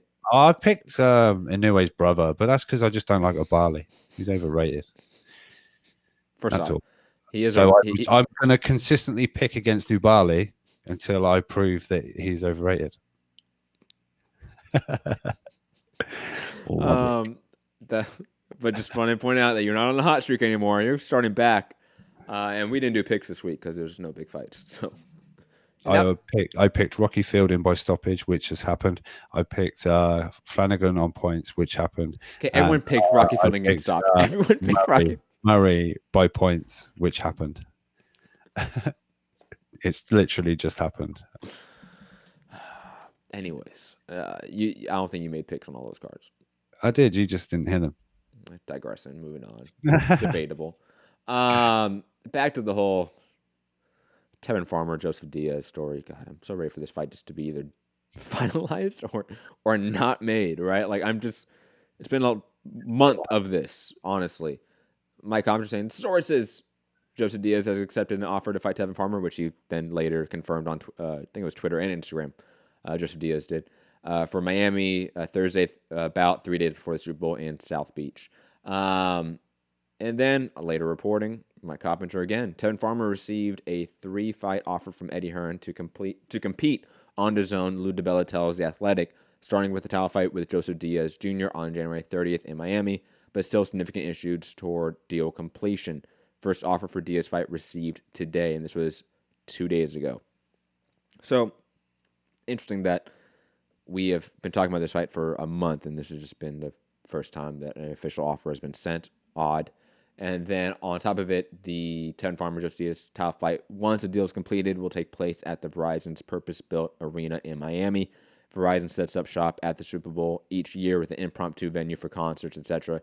Great scene for a fight, I guess. Rob, first off,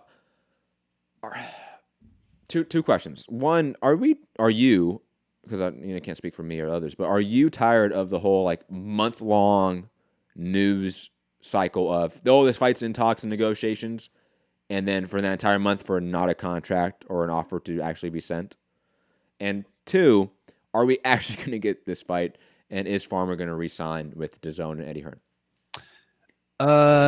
Yeah, I think we get the fight, and I think the re-signing might be at least for this fight. And am I tired of it? I mean, a little bit, I guess. We've seen those guys going back and forth a little bit, and we had it quite a while ago even, and then Diaz hurt his hand, right, or something like that, and etc. But yeah, it's just on the level of fuckery in boxing.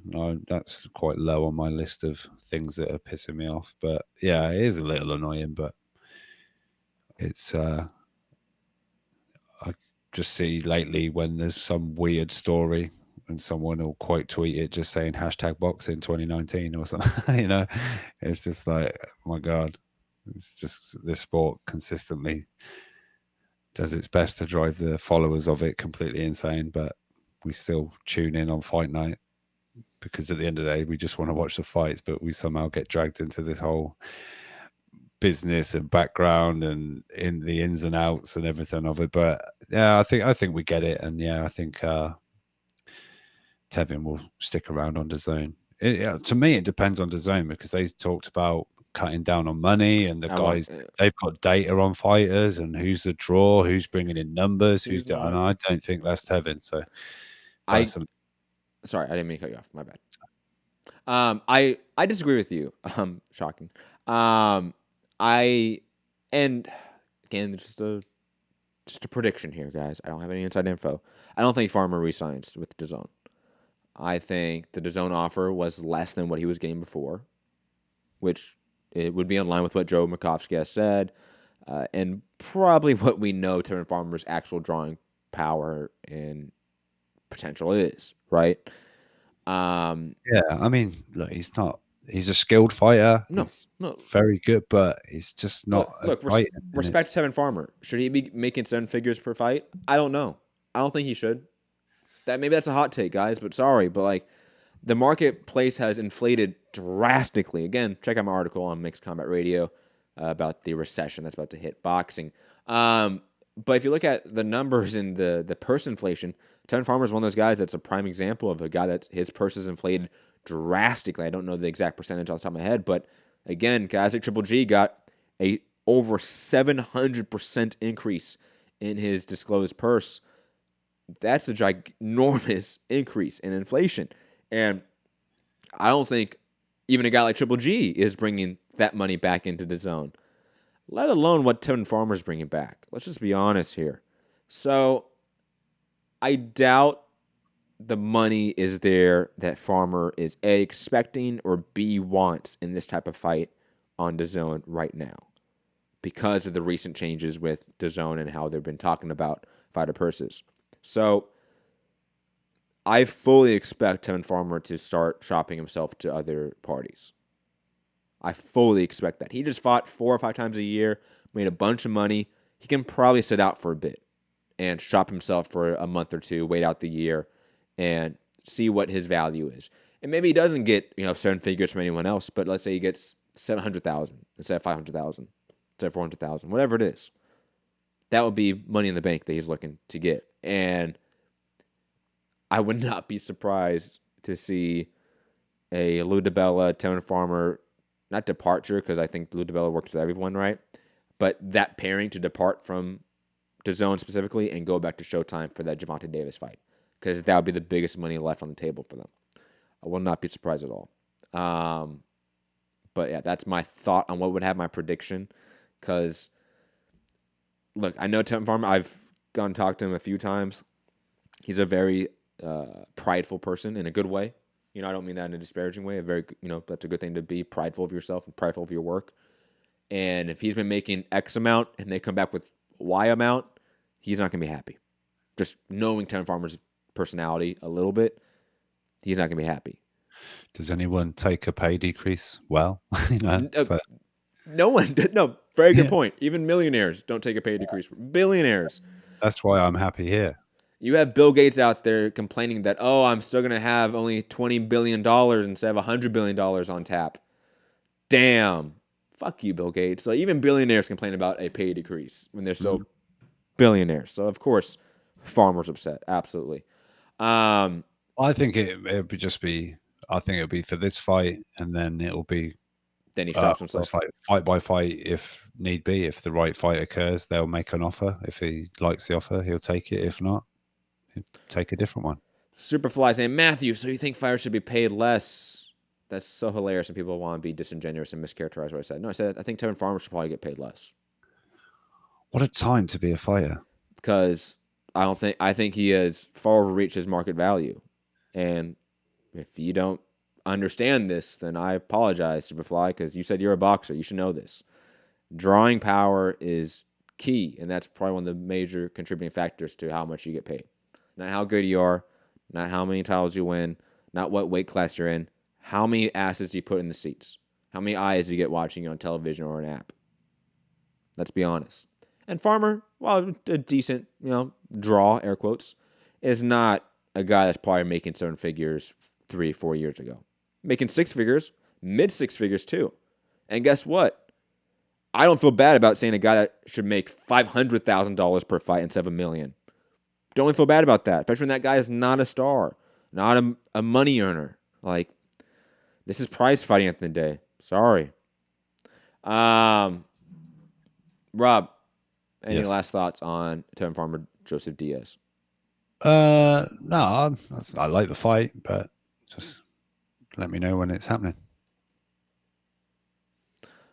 Dude, this guy. So you put a price on risking your life? Yeah, sure. What the fuck you want, man? Trying to trick me here and make it seem like I'm a bad person? No, this is just how it's always been. Okay, and I'm not saying guys shouldn't get paid. Like, I'm not saying guys should get paid under their market value. I'm saying they should get paid on point. And Tevin Farmer's been very lucky, and he had an entire 18 months or a year, I should say, more so specifically a year, of getting paid well above his market value. So yeah, if he goes back down to earth a little bit and gets paid $400,000, $500,000 guaranteed per fight, yeah, that's fine. Market moves on. Because I do think everyone's getting overpaid right now. Everyone. And again, if you don't think that's an issue, you're not educated enough, Superfly, which is fine. Go read my article, mixedcombatradio.com. It's right there on the featured post section or article section. Go check it out. Eddie Hearn out there saying, per IFL, by way of Michael Benson for us, Eddie Hearn has said that he's made an offer to Javier Fortuna's team for their ordered mandatory fight against WBC, air quotes, lightweight champion, and Devin Haney. I added those air quotes, by the way, not Michael Benson. Hearn wants to stage this in the San Francisco Bay Area at the end of March. Now, I do like the Bay Area in terms of an attempt at a fight market or putting a fight there that maybe isn't. He said Oakland because that's where he's from, right? Yep. I know he lives in Vegas now, but he's from Oakland. Yeah. So that makes sense. I get it. Plus, the Bay is a town or a city that is underutilized in boxing, but I wouldn't say it's not a fight town like Miami, right? Like Miami, I would definitely say is not a fight town. Like I'm curious on the comp numbers for that Farmer Joseph Diaz fight if it happens. Highly curious, right? A Oakland fight with Devin Haney, I think, does well. I think it's a decent fight. It's, again, smart matchmaking in terms of location in my mind. And I like this fight. Like I've been on record numerous times. Like these guys like need to get tested. Like AKA him, Shakur Stevenson, Josh Kelly. Like name every prospect. Ryan Garcia. All these guys can take a gigantic step up. They're ready for it. It's time. They've been fighting this level for a while. Devin Haney is needing a step up. He's already champion right now because the whole franchise bullshit. But he absolutely deserves a step up and needs a step up. And Javier Fortuna is a guy that's been out there fighting everyone for a long time. I think it's a good matchup for him as well. He could give Haney a lot of issues, especially in Haney's last fight. He did not look that great in, and I could see Fortuna taking advantage of some of the issues that Haney had in that matchup. But Rob, thoughts on Fortuna, Haney? It looks like it's getting underway. Negotiations are happening. Yeah, I think, get a deal done, no purse bid, get a date locked in. And, I don't know. It just shows what a different, world it is compared to like there to over here. Here's so small, and there's fight nights all across the country. We're doing decent, ticket sales and things like that. Whereas, why wouldn't like sort of Miami or Florida or whatever be a fight town? I don't get, what it's a great weather. You got nice outdoors. That's why. It's great weather. People are on the beach. People are partying. It's a club town, Yeah, I get it, but it's still people want to do shit in the evenings, right? You can go to fights or basketball games or all kinds of shit. Just I guess it's just the level of where boxing is in the whole grand scheme of thing in America, in certain places. But yeah, Haney's hometown. I'm sure he'll bring some of the locals out, like sort of family, friends, and people like want to get behind their boy or whatever. So yeah, we'll see how it does. But it'll be Haney's biggest win on his career easily. I think lately, as much as we might say, oh, these guys aren't fighting this guy or that guy or whatever. Remember, like Haney's 20.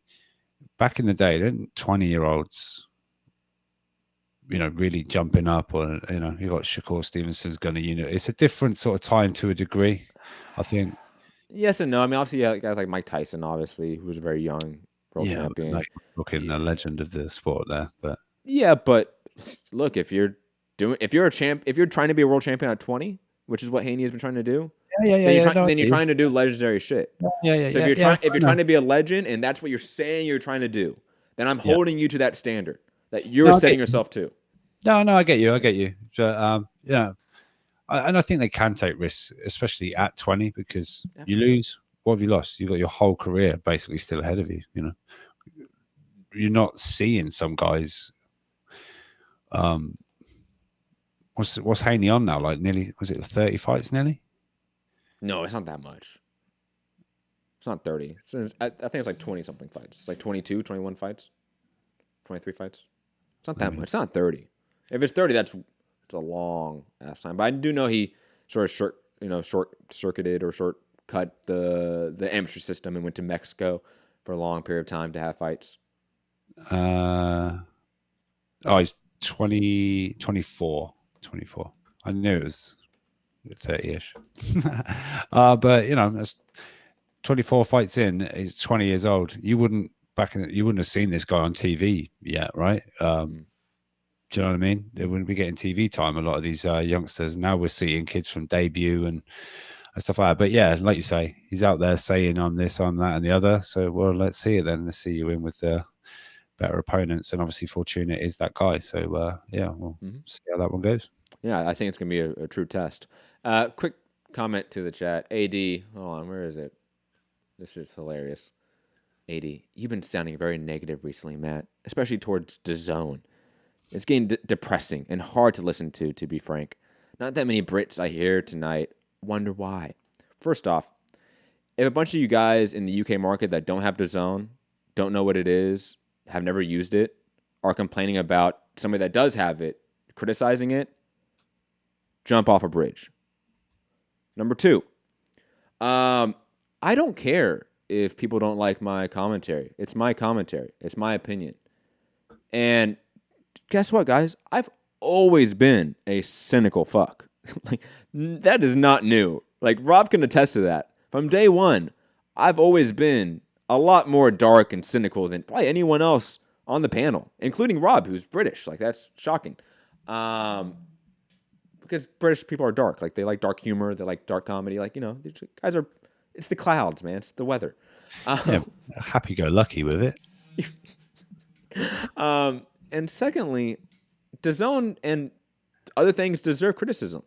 Like, nothing's perfect in life. Nothing's perfect in boxing, guys. So if you don't want me to criticize DAZN, then what, you don't want me to criticize PBC? You know, you want me just to be a PR, like, mouthpiece to these companies? Is that what you want this channel to be? If you do, I'll tell you this, guys. There are other channels to go and watch where you guys can do that and listen to PR talking points get thrown out there all the time. But if you're out there again saying that or arguing that market saturation is an issue, market inflation isn't an issue, you're not paying attention. And again, I recommend everyone to go read my article on mixedcombatradio.com, which spells it out, has all the data, all the sources there for you guys. It's really easy. And it's not that hard, guys. Anyways, AD, I would never thought that, Matt. You're like a beam of positive energy. AD, I don't know. Rob's face. A beam of positive energy. I'm not on about the app. I'm on about their fighters. I don't know what you mean by that. I'm not on about the app. He's talking about like what he's criticizing me for? Because I don't think I'm criticizing DAZN fighters. Have I ever criticized DAZN fighters specifically, like them fighting on DAZN, therefore I'm criticizing them? No. I think I criticized DAZN as a platform because there's issues with the platform. And I've also sung their praises at times. I've said it at times. For a boxing hardcore, you are getting your money's worth. For a streaming app, full stop, in the marketplace, you're not, but that's beside the point. 1.2 million downloads in October. Worldwide. And on top of it, I think that the like I said, I've sung the praise. I think the DAZN user interface is fantastic. I think it's one of the best user interfaces in all of streaming. I'll be honest. Like, it's up there with like Netflix and Disney Plus for just simplicity and easy functionality. Like, Cam, that's funny. I like the Joe Rogan reference there. You need DMT and alchemy. But like DAZN, I have DAZN. I've had it since day one. I've never gotten off DAZN. Okay, I've never unsubscribed. But I have issues with it. I have criticism of it. I'm gonna criticize those things. You're just criticizing their payment of fighters. Yeah, they are one of many culprits. AD, I take it you have not read my article, AD. Go read the article. Because I don't just talk about DAZN in the article. I talk about PBCs overpaying. I talk about Top Ranks overpaying. Everyone's at fault here. The networks are at fault. Okay, we went from a space, guys, where the network budgets overall for combat sports in the U.S. landscape, including UFC, including MMA, went up by over 175%. The network budgets alone. Fighter pay went up, on average, over 100% across the board for these top guys. Okay? Like, there is an issue here. And it's not just DAZN's issue, it's a market issue. And I've spelled this out quite clearly in other videos. Again, check out the Steven Espinoza video, which we did the other day, about there's too much boxing on TV. I go a little bit in depth on that one. Also, I, again, spell it out really in depth and in detail with sources and everything in the article. AD is saying, as far as I'm concerned, DAZN is the reason fighters are getting paid what they deserve. No. They're one of the reasons fighters are getting paid more than their market worth, and that is going to create an economic recession. Okay? Because this economic bubble that's been created by the amount of capital that's been invested. Think about it this way, okay? You have investors, right? In any sort of business. You have investors into boxing, whether it's Fox, whether it's Heyman, whether it's whatever it is, whatever entity is pumping money and capital into the product, let's say, right? The product being boxing. If that product is not making back a return on the investment, guess what happens to that economic bubble? It pops, and investors pull their funds. That is a far bigger concern than, let's say, guys making, instead of $1 million, $500,000. Or instead of $10 million, $5 million. Okay? To me, that is less of a concern than this bubble popping and all these investors pulling their funds. Fox pulling their deal in 2021.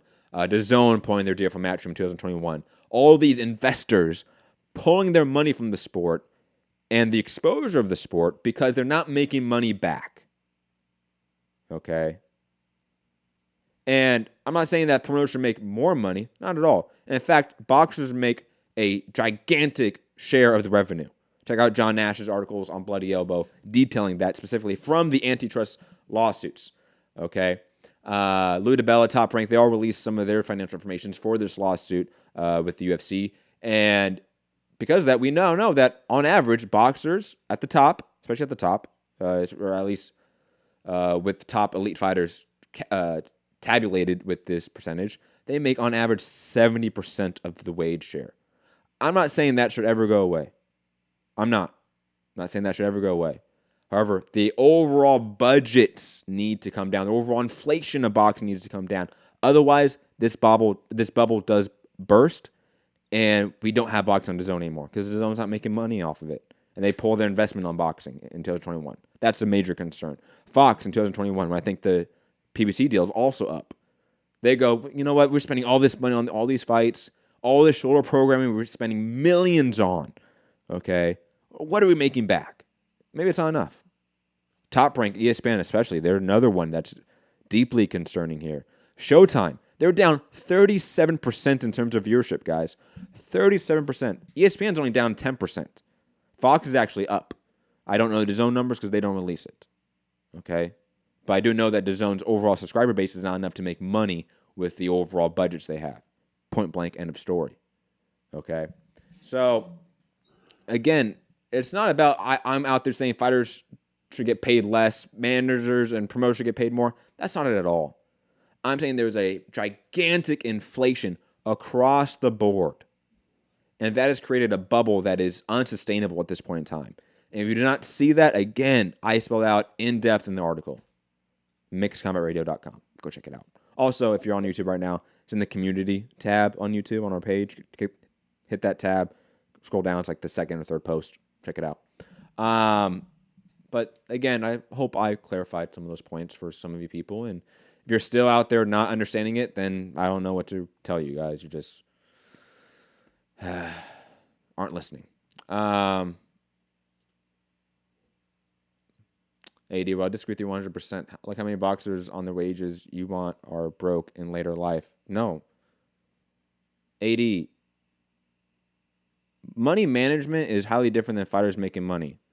Okay, and again, if you're out there saying that a pro athlete, guys, getting paid $500,000 for a single event is low, then you're not paying attention, guys. Like UFC fighters, their champions are getting paid that in the top end.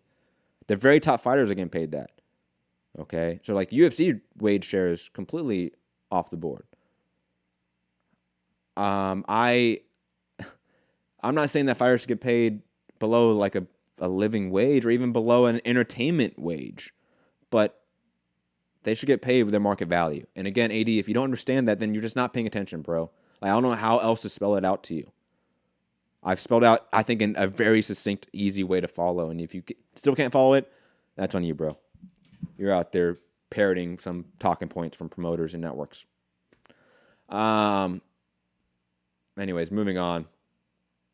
BT, speaking of networks and such, BT picking up the Champions League, which confirms that DAZN and Sky are not getting it. They were the other two that were part of the bid. I think also Amazon was part of the bid in some fashion. I remember reading something about Amazon Prime or Amazon, something about Amazon. And ITV, which a lot of people wanted because that would be free TV. So, $1.2 billion pounds, sorry, 400 million a year. But yeah, like I said, when we just talked about this, it was a long shot that DAZN would, there was a chance maybe, but yeah, I think it was, I said at the time, like a very slim chance, but yeah. As DAZN didn't win it, it's no longer applicable to talk about, I guess. Well, we can talk about, at least in some aspect, like DAZN, because they are going to break into the UK market in 2021. That's what they've been saying for a while. They don't have Champions League now. I don't know when Premier League is up. I'm not sure. Maybe look that up as I'm talking really fast, if you can. And we know that Matchroom is up in 2021. So we know that, obviously, DAZN's going to say, hey, Eddie, you're going to come over to us full-time now instead of Sky. And now Eddie fully is aware that they don't have Champions League. And again, I like to know what the Premier League is, their situation is, and when they're up. But is this... I'm being negative. Oh, well. Is this a big shot, not at, but a big shot to DAZN before they even enter the UK market by not getting this deal in a way? Like, does this hurt their overall chances to be a market leader, so to speak, in the UK? Rob, are you frozen up or just highly still? I think they're available. Oh, great pop-up. Where the fuck did that come from? The last rights included 3 seasons of 2019, 20, 21, 22. So it'll be 2022 to 23 would be available. So yeah, so the following year, right? 2022. Rob, like, what do you think DAZN's chances are now in the UK? I know like it's liked over there by UK fans, obviously because of the Eddie Hearn connection, Matchroom connection. It's a UK-based company as well, so like, you know, their spokespeople like Joe Markowski are also British, so you have that familiarity in a way. Is this a big hindrance to DAZN UK? I think they will have to get some in similar way to the US not getting the big deals. Yeah. Without any like major football or /soccer rights, it's going to be a tough draw. I don't know. It'd be interesting because I think they will want to try and tap into this market. Very sporty nation. We do pretty much love most sports. as a nation. So yeah, but it would have to be, I think, like an attempt at getting the Premier League, or at least the Championship, which is the league below, or I don't know, even like the FA Cup if they got round, certain or things like that. So Now, but it will be a tough ask to drag customers, to spend whatever they decide the price point will be here, like whether it ties up with the $20. So what would that be, like £15 or whatever? I don't know, but yeah, it'd be difficult without some major sporting rights. Now, could they survive on, let's say, like cricket or rugby or rugby? Could they survive off of those other sports per se and not football? Like, is cricket is there only really like a summer sport here? Okay. I mean, there are international, Of course, yeah, stuff going on, but and it's not the same as obviously British Premier League or Champions League, of course. But yeah. But what's the cricket league in the UK like? What's it called? It very might be difficult to Really? get across, but there's like basically like you guys, you got your states. Yes. I've got you. So we've got the counties. Yeah. So you got the county championship. Okay. That's a certain form of cricket. Then you got like there's different sorts, but now just do county champions like face off against each other? yeah, you get the winner of the county championship at the end of it. Yeah, but they've never really had televised county championship matches on UK TV anyway. So I don't know whether So what are televised cricket games? Like a lot of England and like then Commonwealth there's games more shorter format games of cricket like can be done in a day rather than, because county cricket is 4-day match, so it's a bit of an ask during the week for people to be tuning on from 10:30 in the morning till sort of 6 o'clock in the evening. When the cricket matches are happening, people are at work and shit like that. County championship cricket matches are poorly attended. Chase Athletic saying maybe big money in the Indian Cricket League. I don't know. The IPL, yeah, that would be big. That's a big tournament. Very short format of the game. Exciting. Looking to hit the ball out the ground every time. Yeah, so that would be a bit more of a draw. Plus, there's a huge Indian population in the UK, obviously. So yeah. But again, is it a big subscription driver? Don't necessarily think. I mean, if DAZN India opened up and they got all the cricket rights in India, fuck yeah, that'd be huge. Obviously, yeah. Shut down America, you're good. You don't need a DAZN USA. That would be kind of true, probably. Over here, it'd be tricky. I think if they could get like what you want over there, you want more content, you want more sports, more bang for your buck, as you keep saying, for your DAZN subscription. It is $20 for Matchroom shows, basically, and the occasional Bellator or World Boxing Series. But that's about it. And snooker. So here, if there was, like you say, like snooker is quite a watch sport over here. Like if there's snooker world championship, that draws a big because that's on free to air at the moment. So do people sign up for it? I don't know. I don't necessarily think people suddenly I've got to pay to watch snooker when it was free on TV. Sure. But if they got certain major events from certain sports and that was spread out through the year, it could be a subscription driver. But yeah, without soccer, it's not enough to be the market leader, so to speak. Not really compete with the BT and the Skies of the world. Look, BT, they've got a certain amount of Premier. The Premier League matches here are spread out. You've got summer on Sky, summer on. I think Amazon gets some of them. Yes, and BT have got Premier League matches as well. So yeah, that I don't know. That would be tricky, but yeah, no Champions League. That's everything. Basically, European team football is all on BT now, as of the deal done today. So it can be a tough market entrance. Yeah, it will be. It will be. But yeah, we'll see. And it's interesting. I expected cricket to be more of a factor in this discussion, and it's not. That's really shocking. It seems like it's football or nothing in the UK. As in really driving big, significant amount of subscribers. And that's what we're talking about here. If it came in, DAZN, who the fuck is this? DAZN UK, what's this? Oh, that's where you're going to be watching the Premier League this year. Then you're going to get fucking millions of people sign up straight away. Or and the Champions League, fucking sign me up. But without those, it'll be core little hardcore groups of. Whether that would accumulate into a decent subscription, maybe. But I'll say this.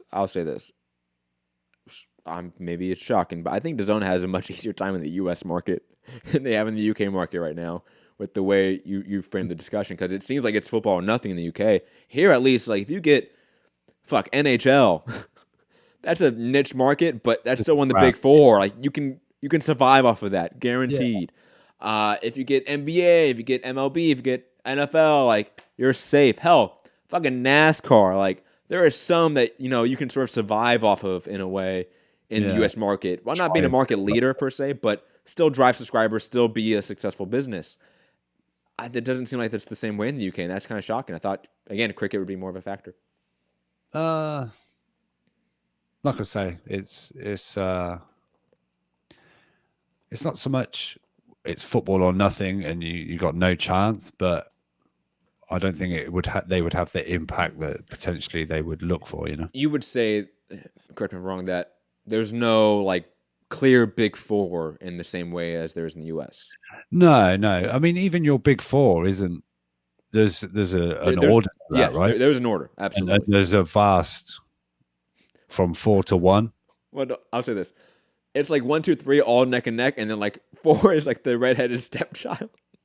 Or NHL that gets abused. Yeah, but saying that, it's so bad. People were like, the thing about this.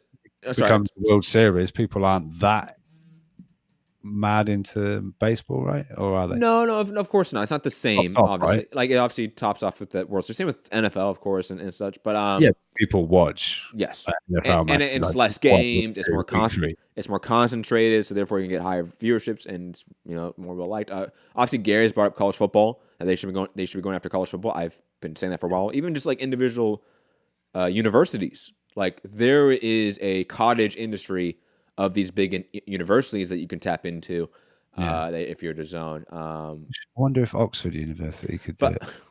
But I'll say this: NHL is so bad that the entire ESPN fired their entire NHL staff like a year or two ago because it was like, we never talk about this shit. We're just gonna fire everyone. Yeah.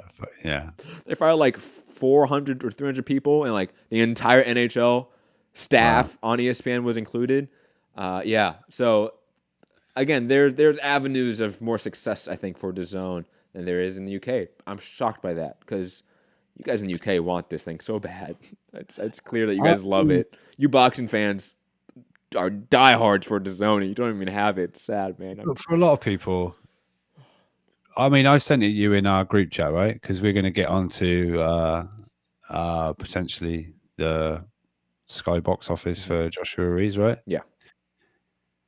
Which is $24.99, which is it's basically £5 more than we've ever really had to pay. Which it doesn't sound a lot, but when you look at what my monthly Sky bill is, Sky bill's insane. Oh, I don't know why Sky costs that much, dude. Your entire Sky package is more than my entire cable package, and then including like Showtime. That's just that's not even including my cable package. But that's my like. I mean my like broadband, my internet or whatever. Yeah. Well, not my internet. My internet bill is different than my cable bill, but Sky is basically cable, right? Yeah, like Sky is not your internet provider, right? Well, they are as well, I think. Is it a separate bill, or is it billed also included with that? I can send you what that is as well. Send me what that is. I'm curious. I am curious. But it is separate. Okay, it is separate. I'm just curious about that. If it was tabulated with your cable bill or I not. separated it to show you what Sky TV. Oh, okay. Yeah. All right. But digressing. My cable bill is like $65 on PlayStation View. I get like everything I need, and then like obviously Showtime and HBO I get on the side. That's another like $20 combined, something like that.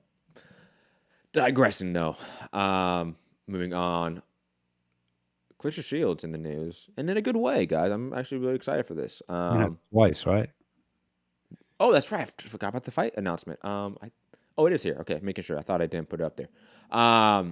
But she did have a documentary come out about her, I think maybe 2 years ago or so. But now that documentary, which was sold along with the film, like full-on film rights, is now being put into a full-on film. I think it was first reported by Collider, and then I think Variety picked it up as well. So shout out to Claressa Shields, man, getting a movie about her. Now, it's going to really just take place around her as a 17-year-old going into the amateurs and around the whole Flint, Michigan water crisis, which is a fascinating story. I do wish, though, like any sort of biopic movies, I don't like when they happen like midway through a person's career. You know what I mean? Like it's like Tyson Fury doing his autobiography now. It's like, oh my God, that makes no sense. Like, why are you doing that? number one on Amazon, by the way. I just like I have a slight like pet peeve about that. Right? I'll describe it. But other than that, shout out to Claressa Shields getting a movie made about her. I mean, that's pretty fucking cool.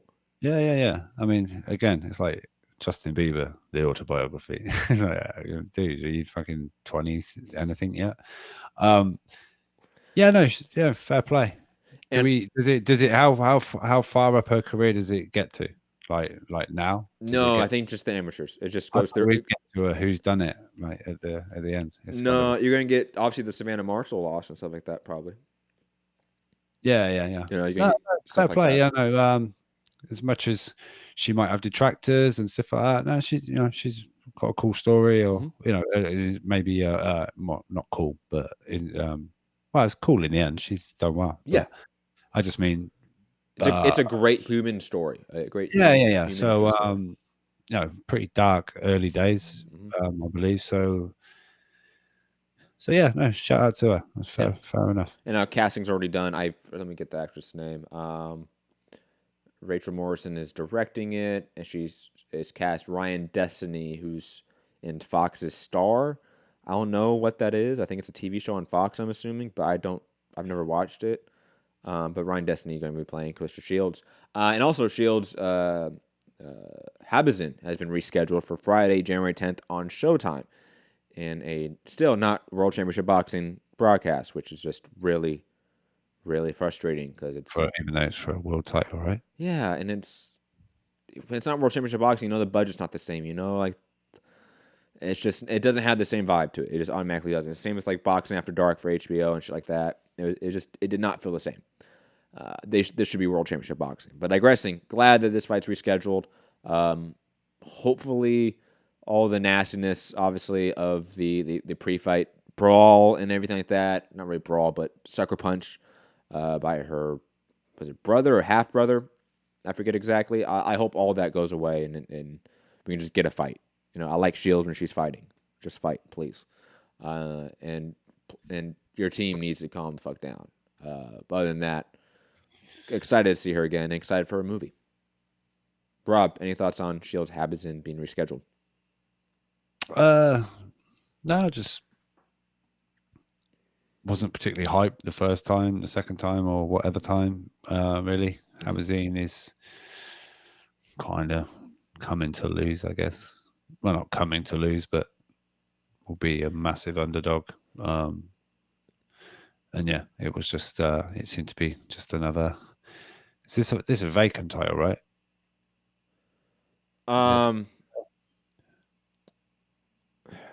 By the way, I think this is for a vacant belt, but Kurt Emhoff finally came back to me about the loopholes, saying John and I talked about it. John Nash, Bloody Elbow, talked about it, and he tried me for giving them ideas for skirting the Ali Act, laughing emoji. If there's a third-party entity outside of Heyman Sports that administers the titles, it's probably no different than using TGB to promote. Just comply with the reporting parts of the Ali Act. So, if Heyman basically offsets the duties of the rankings and the belt to a third party, still within the PBC group, it's a loophole around the Ali Act in Kurt Emhoff's opinion. Interesting. Felt like that should have been obvious, but yeah. I don't know. I'm still curious about where this goes. Yeah. I really hope this doesn't get further down the line at all. Oh, I don't know. But digressing, that seems to be it for today, Rob. Anything else you want to talk about? No, just make it clear that people understood that. Yeah, Joshua Ruiz in the UK is now $24.95, which I don't know. Some people are out there saying, "Oh, it's only another £5," but others are saying, "Look, we pay a lot of money to subscribe to Sky because you can get this even as a non-Sky subscriber. You can still order the fight, and it'll be 25." It'll be the same price for those as well, compared to customers that have been with Sky for X amount of years and have paid years of subscription money, and it's the same price for them. So that, it's not really fair. That's kind of bullshit. But as I like to troll, we did get KSI Logan Paul for $9.95. Get out right now. Show's over. Show's It's over. done. It's done. Show's over. But yeah, no. Thanks everybody in the chat. Yeah, one more Ali act, and somebody's out. 3 strikes and you're out. We've had 2 today, or this week. What will be the next one? And bad news does come in 3s. It does. Are we expecting like maybe a Oscar violation, or Ooh. maybe a Bob Arum's too smart, man. Like, and he's been in the game too long. He knows all the loopholes. Yeah. But Oscar, he's a fuck up. My money's on Oscar next. Yeah. / good news, maybe. Anyways, yeah, thanks everybody. Share the show. Hit that thumbs up on your way out. Be appreciated. And yeah, we'll catch you on the next one.